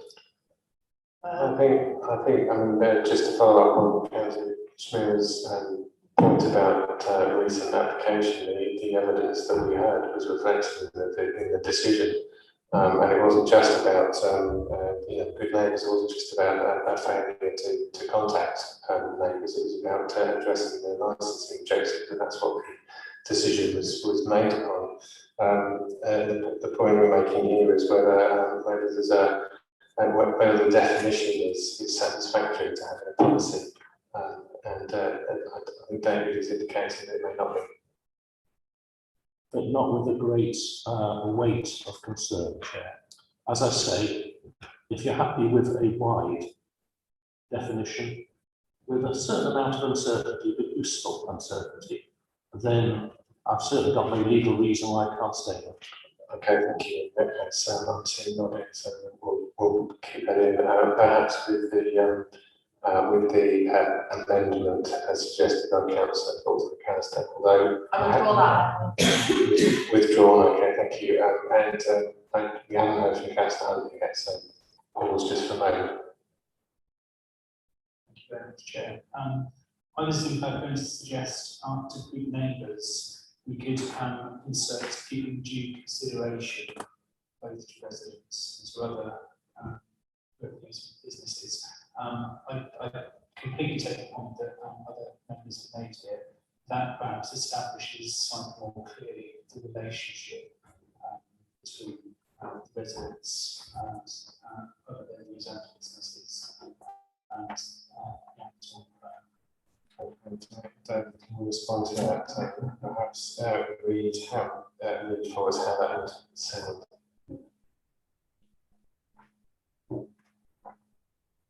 So we're on moving pages. Yeah, that's the last line of 3.3. So the operating schedule must demonstrate how the premises will be good neighbours. And then inserting the words. That giving due consideration. Then perhaps to having given due consideration to the amenities of residents and the interests of other venues and businesses.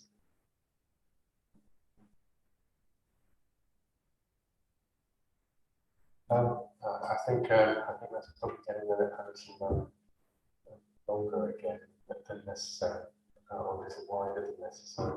Tony, there, any suggestion? It was only on a comment on the potential use of the word amenity. That's something that would be a planning term, and the licensing objectives are way outside of amenity as we would be considering planning. So that's something to try and draw confusion between those licensing plan. Okay, so where are we on this one then, please? Chair, I move to recommend we keep wording ethics. Is the committee happy with that? I think that's where the discussion was going with David anyway, a few moments ago. I'm happy with that. I'm certainly, as chair of these subcommittees, I think it's good to have a request to applicants to certainly make some representations that show that they are more big learners. Okay, thank you. David, anything else? There obviously aren't too many further matters, Chair. I think there are 3 in fact. 11.2. So that's page 65 of your agenda. My apologies, I doubt it's changed since the last time I should have read it. But it's unclear as to what is being suggested.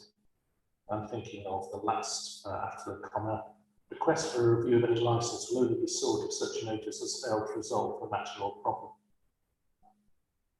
It's not clear to me who is requesting a review, because of course if it's a local member of the public, they're not obliged to wait until some mediation has finished or a meeting has been held with the premises licence holder.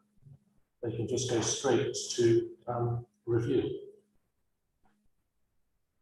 So I'm sure it's designed to do something, but at the moment, the wording seems unclear. Okay, Tony, can you respond to that? Yes, I can. Sure, I can't remember when now, but some time back, many years back, there was a recognition that the licensing authority had not been included as one of the responsible authorities. And so therefore, we were in a position where if the licensing office had concerns about the operation of a particular premises and how they were abiding by their license or not, the case may be, the licensing office themselves were unable to take any action at all, and had to try and lean on one of the other responsible authorities to maybe apply for a review of the licence.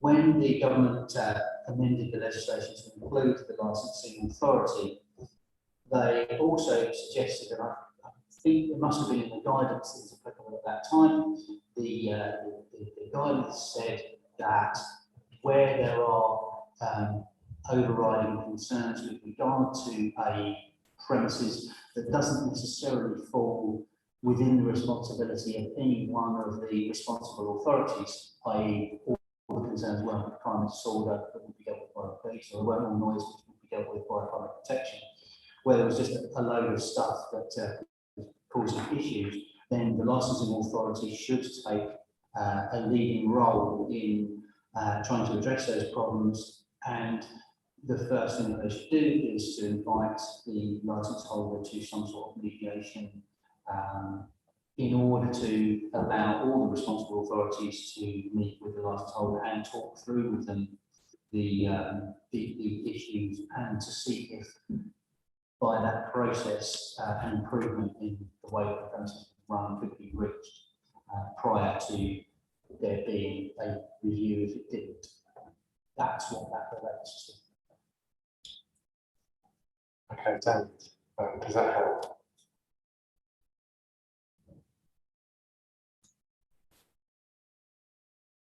It does, Chair. I was trying to work out whether it's still of use. Is it something that can be reworded to be useful? perhaps requests for a review by the licensing authority will only be sought if such notice has failed to resolve the matter or problem. In other words, your policy says if you're aware of a problem and the council is concerned, try mediation, try a notice in advance, and it's only after those problems, those options have failed, that the licensing authority intends to have a review. That makes sense. So is there a wording that you can come up with there for this, or are we happy to change it to that effect before it comes back? I'm conscious of the time right now, so if members are happy for to take that as an item to firm up. Chair, I think I can be fairly prompt. Okay. As we cannot lawfully control what interested persons do, if the paragraph said, should responsible authorities give early notice to licence holders of any concerns about problems identified at premises and need for improvement, request for review by the licensing authority of any licence will only be sought if such a notice has failed to resolve the matter or problem. So that brings it back to action by the licensing authority in a policy that says we will talk first.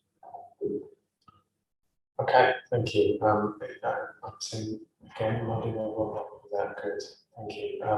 So who's indicating and hasn't spoken yet, please? Tony, please. Sorry, Chair.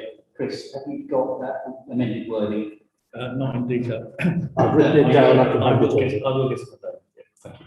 It will also be available on the recording. Okay, Councillor Price. Thank you, Chair. I'm aware of the time here. I'd like to turn attention to 29.4 to 29.5 on the cumulative impact actually policy, pages 9 and agenda. Obviously, we discussed this some time ago, and I think there have been representations made, notably from somebody to represent the industry in support of them when we are trying to do our to best administer the licenses. So I think the person has a certain amount of technical knowledge, but I do also believe that conservatively will be writing from a certain perspective. And I don't subscribe to the view that has been expressed in the consultation about 29.5 that this will actually be a positive part of the document, and that can somehow this will kind of generate better income for the city. What I feel is that the second part of it, where it reads from the licensing authority having regard to the evidence currently available and being aware of no other means available to the police and the local authority to address problems, consider that there is not current evidence of a particular location causing punitive impact in any of the licensing objectives at the time of writing. And I think that statement sort of gives a false indication that there won't potentially be a CIA in the future, or that we won't be looking at that. We had a cumulative impact policy. It was justified on an evidence base. It helped better regulate the local economy, helped the businesses be more neighbourly, and it helped us as an authority to exert finally some control on activities in the city where it's been residents have been disproportionately affected. We have at the previous licensing committee, I'm sure, discussed that we would look to do a cumulative impact assessment to gather the evidence, and obviously that's not been possible by COVID. However, that is about to change. Nightclubs are about to open, and I would expect that today we would have a resolution to say that we would in fact go out and start that work immediately, because the impacts will start immediately on local residents once again. There's been a number of applications recently. So I do believe in that second half of that 29.5, rather than indicating that there is no evidence as present, is that we should have a robust approach and show that we are a proactive licensing committee, and that we would, and then it should state something like where opportunities arise to embark upon a cumulative impact assessment, this authority will endeavour to fulfil its duty to have a balanced approach. I think there should be some affirmative that it is a proactive approach from this licensing authority to look at CIAs and to do those assessments as and when necessary, rather than just into the impact policy and there's no evidence at this stage. It is most disappointing that the police were not here today to present evidence today on such an issue.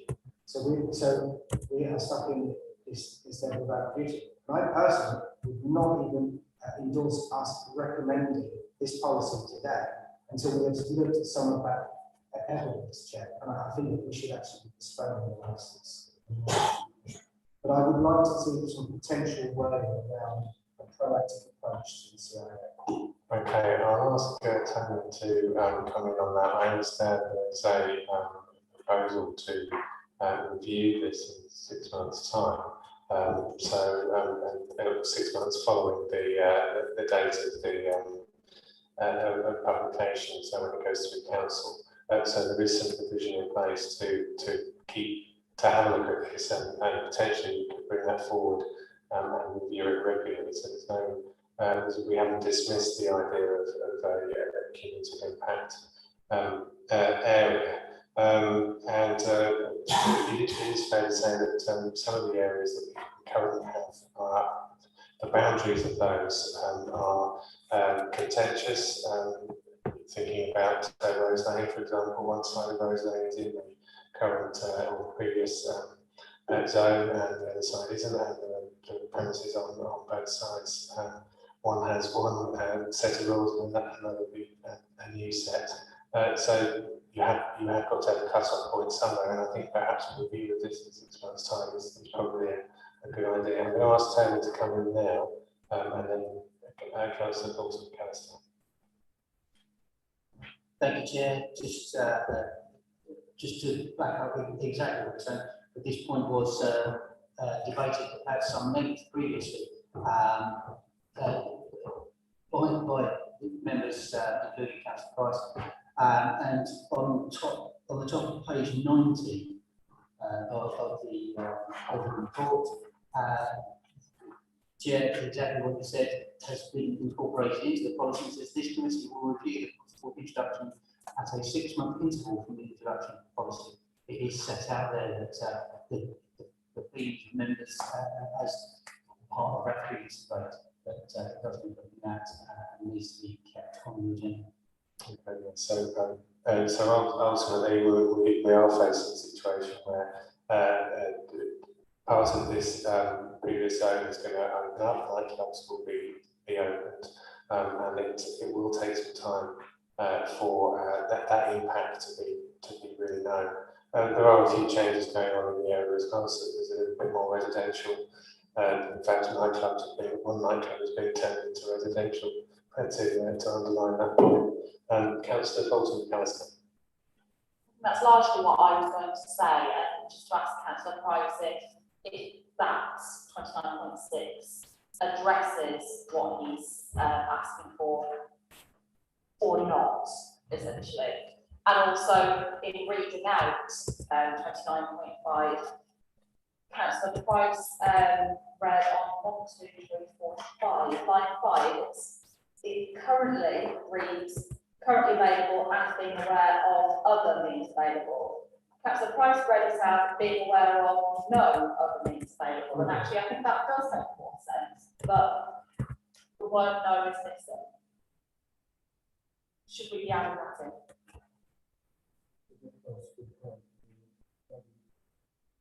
Don't mind other means, and if there are no other means,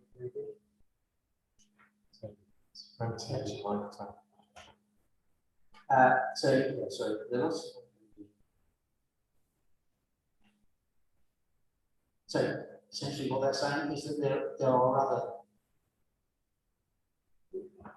other means available to the police and the local authority to address other problems with reviews of premises licences and action that we could take, under noise legislation or planning matters, that type of thing. that may have an impact on the cumulative impact without necessarily being a cumulative impact part of this policy. I think it's worth pointing out that I think it's been reiterated already, that we have had several thousand capacity taken out of the nighttime economy over recent years, and it has led to there being a downturn in the amount of people that there are there. Certainly a downturn in the amount of people that were on Prince of Wales Road, attending Prince of Wales Road and premises on it since the previous cumulative impact policy was decided upon. We are relying on the police to be able to back up and evidence the requirement for cumulative impact policy. Yeah, just to briefly respond, so I can let you know. To address Councillor Fortune-Fester's point about 21.6, I think to a certain degree, yes, it does, but the fact that it says we will do this at a 6-month interval for the introduction of this policy, I don't think is right. What if the evidence isn't based on made a binding kind of agreement that you do it at 6 months and that's it, and it's another 4.5 years? I would actually rather get something like at 6-monthly intervals, so that it is something that we consider at twice a year committee. Are we going to look at potentially doing a CIA? Because it could come up at any point. So that is a wording I would like to change, rather than once in 5 years, but we just look at it at 6 months. Yeah, it's a good point, and actually the intention to look at it in 6 months may result in introducing a new cumulative impact. And as a result of that, we wouldn't need to necessarily review it 6 months following that. So I think at the moment it's covered, because if we review it in 6 months and decide that there is no need to reintroduce them. This is reviewing possible introduction, not removed. It's not talking about removal. It's about should we do it in 6 months, a year, 6 months later, a year. Yeah. Shall we do it? So in 6 months. It's not talking about review. In 6 months, we can review the policy, and at that stage we can review it again in 6 months. It says review the possible introduction. That's what it says. It's not reviewing the policy. So you're talking about reviewing the policy anyway, 5-year policy for everything. This says the committee will review the possible introduction. No, I'll let Tony answer this more accurately, please. So the previously, the cumulative impact policy was just a part of the policy. The recent changes in legislation require us, if we want to have the cumulative impact part of that policy, we need to do a cumulative impact assessment. Councillor Stevens made a very valid point. We don't necessarily want to tie ourselves into it being done every 6 months. It will be reviewed after 6 months, and a further decision will be made about whether we want to undertake a cumulative impact assessment. That assessment is outside of the policy. We would do the assessment, we would gather the results of that assessment, and then upon gathering those results, would make a decision as to whether to include as part of that policy a cumulative impact. So it's a 2-stage process now, whereas previously it was a one-stage process. And the concession here is that we will talk about it again in 6 months' time, and if appropriate, we'll undertake an assessment. It doesn't necessarily mean a review of the policy. If that assessment says we want to include something in the policy, then we will review the policy.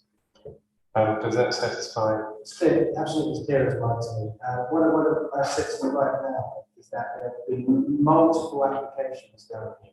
We have no policy covering it. We have a cumulative impact policy. We have no CIA. There is no. We are toothless as a licensing authority, and people are taking absolute advantage of that as well right now. That is the case. To commission the CIA now, today, as the clubs open tomorrow. Well, unfortunately, there's no data to go on as yet, and because obviously they're not open, so there's no data. That data become available in due course. And those applications that we've received, if there are representations, remembering that councillors can make representations on all applications, then all of those applications can come to a committee and we'll consider each on their own merit. So to suggest that council is toothless, or the authority is toothless on this is wrong. However, and I understand that the cumulative impact zones do provide some level of protection, and the council has resolved to review this in 6 months' time, and I don't see any reason without. I don't see any reason why members are minded to do so. We wouldn't agree to do that, especially if data is suggesting that we should. I think we should have a look and see how the current area or previous area develops in the next few months. And just as a follow-up to that, we should also seek to support our licenses as much as we can as well, as long as they're able to operate safely. They must be good neighbours and operate safely and within the licensing objectives. And if they don't, I hope that councillors and members of the public will bring it to our attention. It's always, as we've seen in the policy, to request a review is always open to members of the public and councillors in the ward. Councillor Coulson, Councillor. I agree with Councillor Price to an extent that this is not clear enough, I don't think. And I'd like to suggest a couple of changes to 29.6 as it stands at page 90, that it's not clear what the committee will review the possible introduction of. I think we need to state that, and if it is I can't remember the term for it, I think that it's the zone. What's the proper term for it? Whatever we used to call it, can we add that in there? The committee will review the possible introduction of a late night economy zone, something like that, wasn't it? Whatever we used to call it, can we add that? What was it called? It wasn't called anything. It wasn't called anything, as far as I can recall. However, the area that was defined as the area that fell under the cumulative impact part of our policy, part of our licensing policy, was what we used as a base for that was the late night activity zone, I think it's called, which is a planning defined area. So we use that as a basis. I don't know whether we altered it from the late night activity zone defined plan or not. From 2014, sorry, but it wasn't called anything. It was just a zone that was identified as part of the policy. In which case, I think this paragraph needs to change to essentially say it's the intent of this authority to perform cumulative impact assessment at an appropriate time. This committee will review, or it needs to essentially say, we will try to do that in 6 months, and if the data is not yet available, we'll try again in another 6 months, and we'll then do so annually, 6 monthly, or whatever from there, until we've actually got something that we can refer to. I think the 6 monthly, 3 monthly, or whatever is what will be covered by the decision of the committee in 6 months' time. Okay, I hear both what Councillor Bolton and saying and Councillor Price previously. Would it be helpful, would members be minded to actually have a look at this 3 months after the policy is introduced, whenever that next committee of the licensing committee actually sits, as a compromise, and perhaps if we have by then some data, especially if data is alarming, then we can have a look at this. So just to clarify, Councillor Forrest, I'm not against having a policy, a cumulative impact zone at all. I think we should very much consider it, because it does offer some protections to the wards concerned, but also we need to do so after we, based on data, especially if opening up of the late night zone results in relatively low incidents. We make it false data that provides a reason to not actually open up a new zone, and then subsequently be in a difficult situation. So I'm going to propose 3 months instead of 6 months. Is that okay with everybody? Councillor Price. Chair, just to respond, I know everyone's tired. So what I'm trying to get across is that I think that committees change, councils come and go.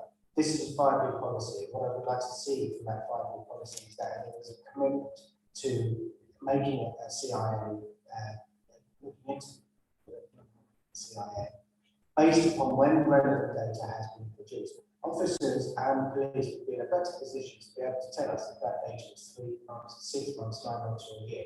What I'm asking for is that we start today with data collection from the 19th when restrictions are released. And that data will present at a set time. What I'm asking for with the guarantee of this licensing policy as the members change is that it is brought to the agenda, be it 6 months, be it a year, but each year that it is brought to the attention of the committee that they might want to consider a CIA, that data is available, that we can now start to assess that data, we can start to build a policy. It will take time to go from assessing, getting the data collected, debating it, disseminating it, and developing a policy. So I just want to guarantee that it comes to the committee each year at the right time, or every 6 months. I actually think it would value maybe at the first point doing in 6 months' time. But evidence may not be ready, maybe a year ago, because we had nothing in the last 18 months. Okay, I think to a point where we're arguing about wording of a policy that I think Tony has suggested is covered anyway. But I'm happy to, in order for all members to be content, to change the wording so that there's no ambiguity in it. Councillor Huntley. Thank you. Thank you, Jim. I completely take the point that's been discussed here from Councillor Rice. Could it perhaps be made clearer by deleting from the introduction of this policy?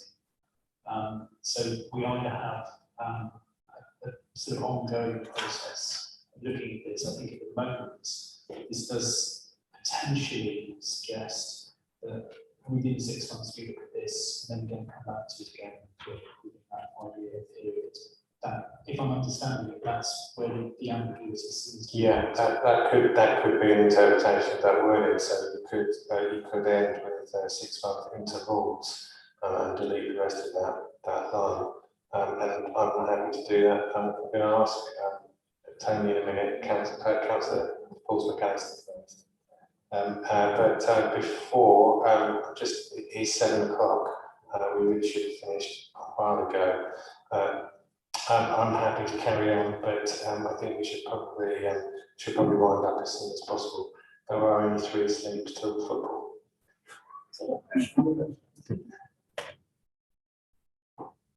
Tony, please. Thank you, Chair. Just 2 points there. One, Councillor Huntley, with regard to the removal of the part that says from the introduction of this policy, that essentially is a marker in the sand that we know where we're measuring from. If we were to remove that, we don't know where we're measuring 6 months from. So that's the reason for that being there. Secondly, although I understand entirely what Councillor Price is saying about keeping this under review. I'm reticent to include in the policy this will be done every 6 months, because when it comes back to committee in 6 months and the police say we really don't think this is going to need looking at for another year, then we're then in the realms of having to go through the consultation process of adjusting our policy. Whereas really what we actually want to do is keep the committee focused on that ongoing agenda and keeping it alive. And that's why I say that we have made a specific requirement to review it in 6 months. That will be done by the committee, and the committee can then make a decision that it will come back to committee within 6 months or a year or 3 months, depending on the data at the time. I'd rather not necessarily put something specific other than this initial review into the policy, because it then messes up the policy if we decide on something different along with the data at that time. Okay, I hear what you're saying there, but that may not be satisfactory, I think, for Councillor Price, because there could be a review, and please, like you say, there's let's have a look at it in a year's time, but there could well be other circumstances that create a situation where we might want to look at it. Councillor Paulson, anybody else in the case, please? Thank you. I've got an alternative suggestion, which would be for it to say, remove that final sentence as it stands and replace it with something along the lines of the licensing authority will look to perform a cumulative impact assessment within 3 months of the introduction of this policy for the committee's consideration, and the committee will consider whether review is needed on an annual basis from the introduction of the first cumulative impact assessment. Yeah, I mean, this is what happens. It's not bits and pieces all over the place. I can't read it again if you'd like. Councillor Paulson, Councillor, we do. David would like to chip in. It may be helpful. Or it may not. Thank you, Chair. That's kind. This follows the police giving us evidence. I don't think there's any point in saying we're going to do it in 3 months because you'll be wasting time if the police don't assist. That was it. Okay.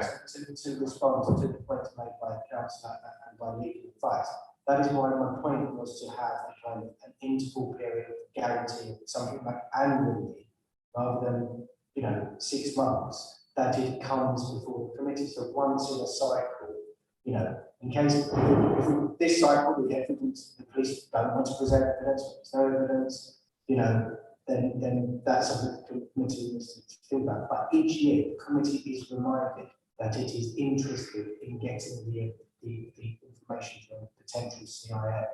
That is the point. So when you have the turnover, the churn of proposals or whatever, that effectively it is on the agenda only. That's what I think. Okay, thank you. Councillor Thomas.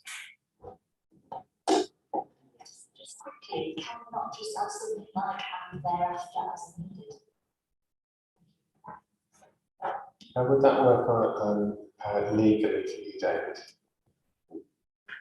It would. It does not oblige you to spend resources when there's not going to be a result because you haven't got the data.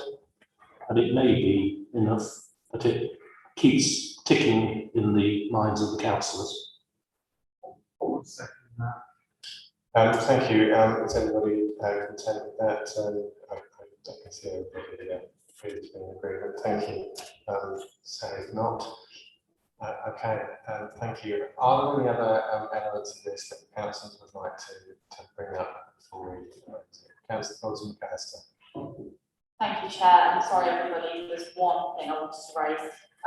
The response from Gavin Tempest, one with actually quite a lot of detail to it. One of his final points, I think, is a very, very good one, actually, about gender recognition being included more widely. I think that we should adapt that model condition in some way, because I think it is important that searches of patrons should be conducted by staff that they are comfortable being searched by.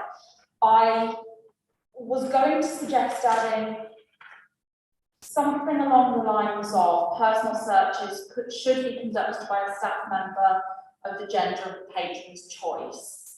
But I also am very mindful of the fact that I do not want staff safety to be compromised in any way, and so I'm not quite sure how to balance that. I think we need to make it clear that both patron safety and staff safety is of the utmost importance, because what I don't want is creepy guys going, yeah, I want to be searched by a woman who's then in a very uncomfortable position because she feels that she has to do that. But I also don't want non-binary patrons to have to declare themselves on the door and perhaps put themselves at risk. I think we need to consider how that's done. But in the body of the condition as it already stands, I think there's a number of small changes that we can make to be more inclusive. So my initial suggestion is that it should read that the licensee. Can you give us a page number, please, paragraph? Oh, yeah, sorry. It's model condition 8, page 49 of the policy. I'm literally just looking at it on page 134 of our agenda pack, where the man has copied and pasted it. That's just the easiest place to find it. So I would suggest initially that it reads, the licensee shall ensure that where physical searching of patrons is to be undertaken, that there are a sufficient number of appropriately trained staff to carry out such searches, regardless of whether patron's gender, of the patron's gender. So I'd like to remove the word whether and remove the words are male or female. Then for that to go on to say, note, this means that licensees would have to ensure door supervisors have been properly trained to either search members of their own gender or another, or if searching is only to be carried out by door supervisors of the same sex as the patrons. I don't, that last bit doesn't make sense to me grammatically. And I think that possibly doesn't matter, because I suspect that's where we would want to introduce an alternative that says something along the lines, as I said, of personal searches should be conducted by a staff member of the gender of the patron's choice, possibly where the provisions of the Equality Act apply, so that an individual can. Yeah, it's that final bit I'm struggling with, where we're protecting the safety of both patrons and staff. Welcome suggestions from other people as to how to deal with that. But I hope you understand what I'm suggesting. Yes, I do. It's an important point. I think certainly the first part of your suggestion makes complete sense to reference gender rather than male and female, and within the note there, I was reading it through. I struggle to understand what it's meant to be at the moment, so that's why I'm struggling to suggest wording. Yeah, well, it's a note about what the previous sentence means, and we've just changed it. So, or ultimately just changed it slightly.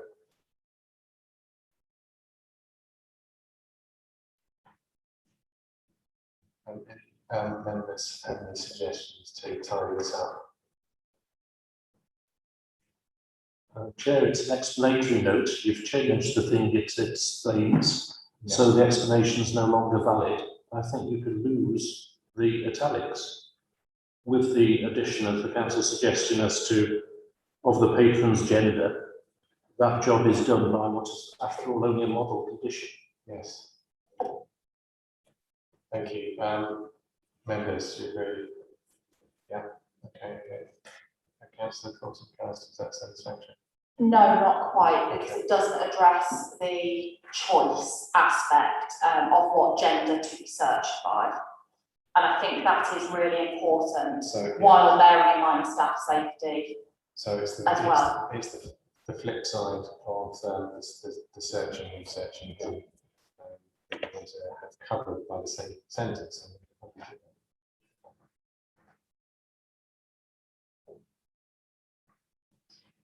With a tweak. So my suggestion, I have maybe had a thought, that it might say, note, this means that licensees have to ensure door supervisors have been properly trained either to search members of their own gender or another, full stop. And then remove the rest of that and replace it with personal searches should be conducted by a staff member of the gender of the patron's choice, with due consideration given to the safety of all involved. Did that cover it? Feel comfortable with that?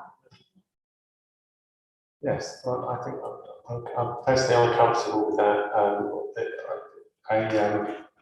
Gender of the person's choice does still sort of open up potential uses of that.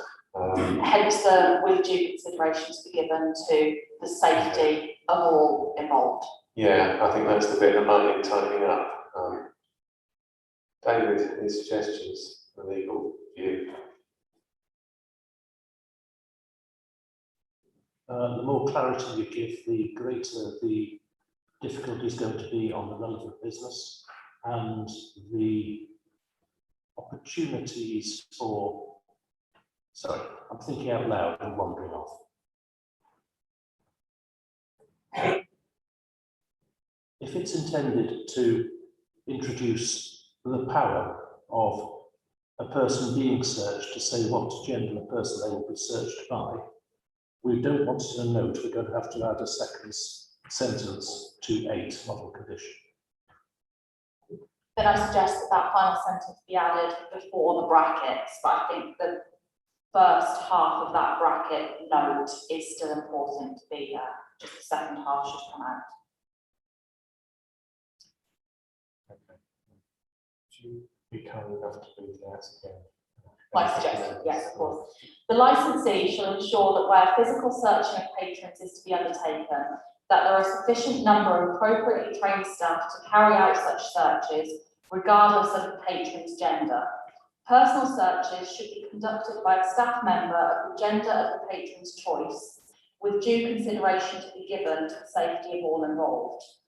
Note, this means that licensees would have to ensure door supervisors have been properly trained either to search members of their own gender or another, full stop. And then the final sentence, the rest of the sentence removed. Okay, that satisfactory covers it. Our members in agreement. Yeah, thank you. Okay, one last chance then to bring up anything else on this item. I'm looking at officers and members, I'm not seeing anything. So therefore, let's go back to the item, that's on page 43. So the recommendation is that members consider responses received, make any amendments considered necessary, and refer the licensing policy to full council for adoption. So I suggest we do that with the amendments suggested and noted. If members have any further grammatical or other small errors to report, please do so before give Tony plenty of time before that full council meeting. So all in favour? Thank you, that's unanimous. Thank you all for bearing with us for a very long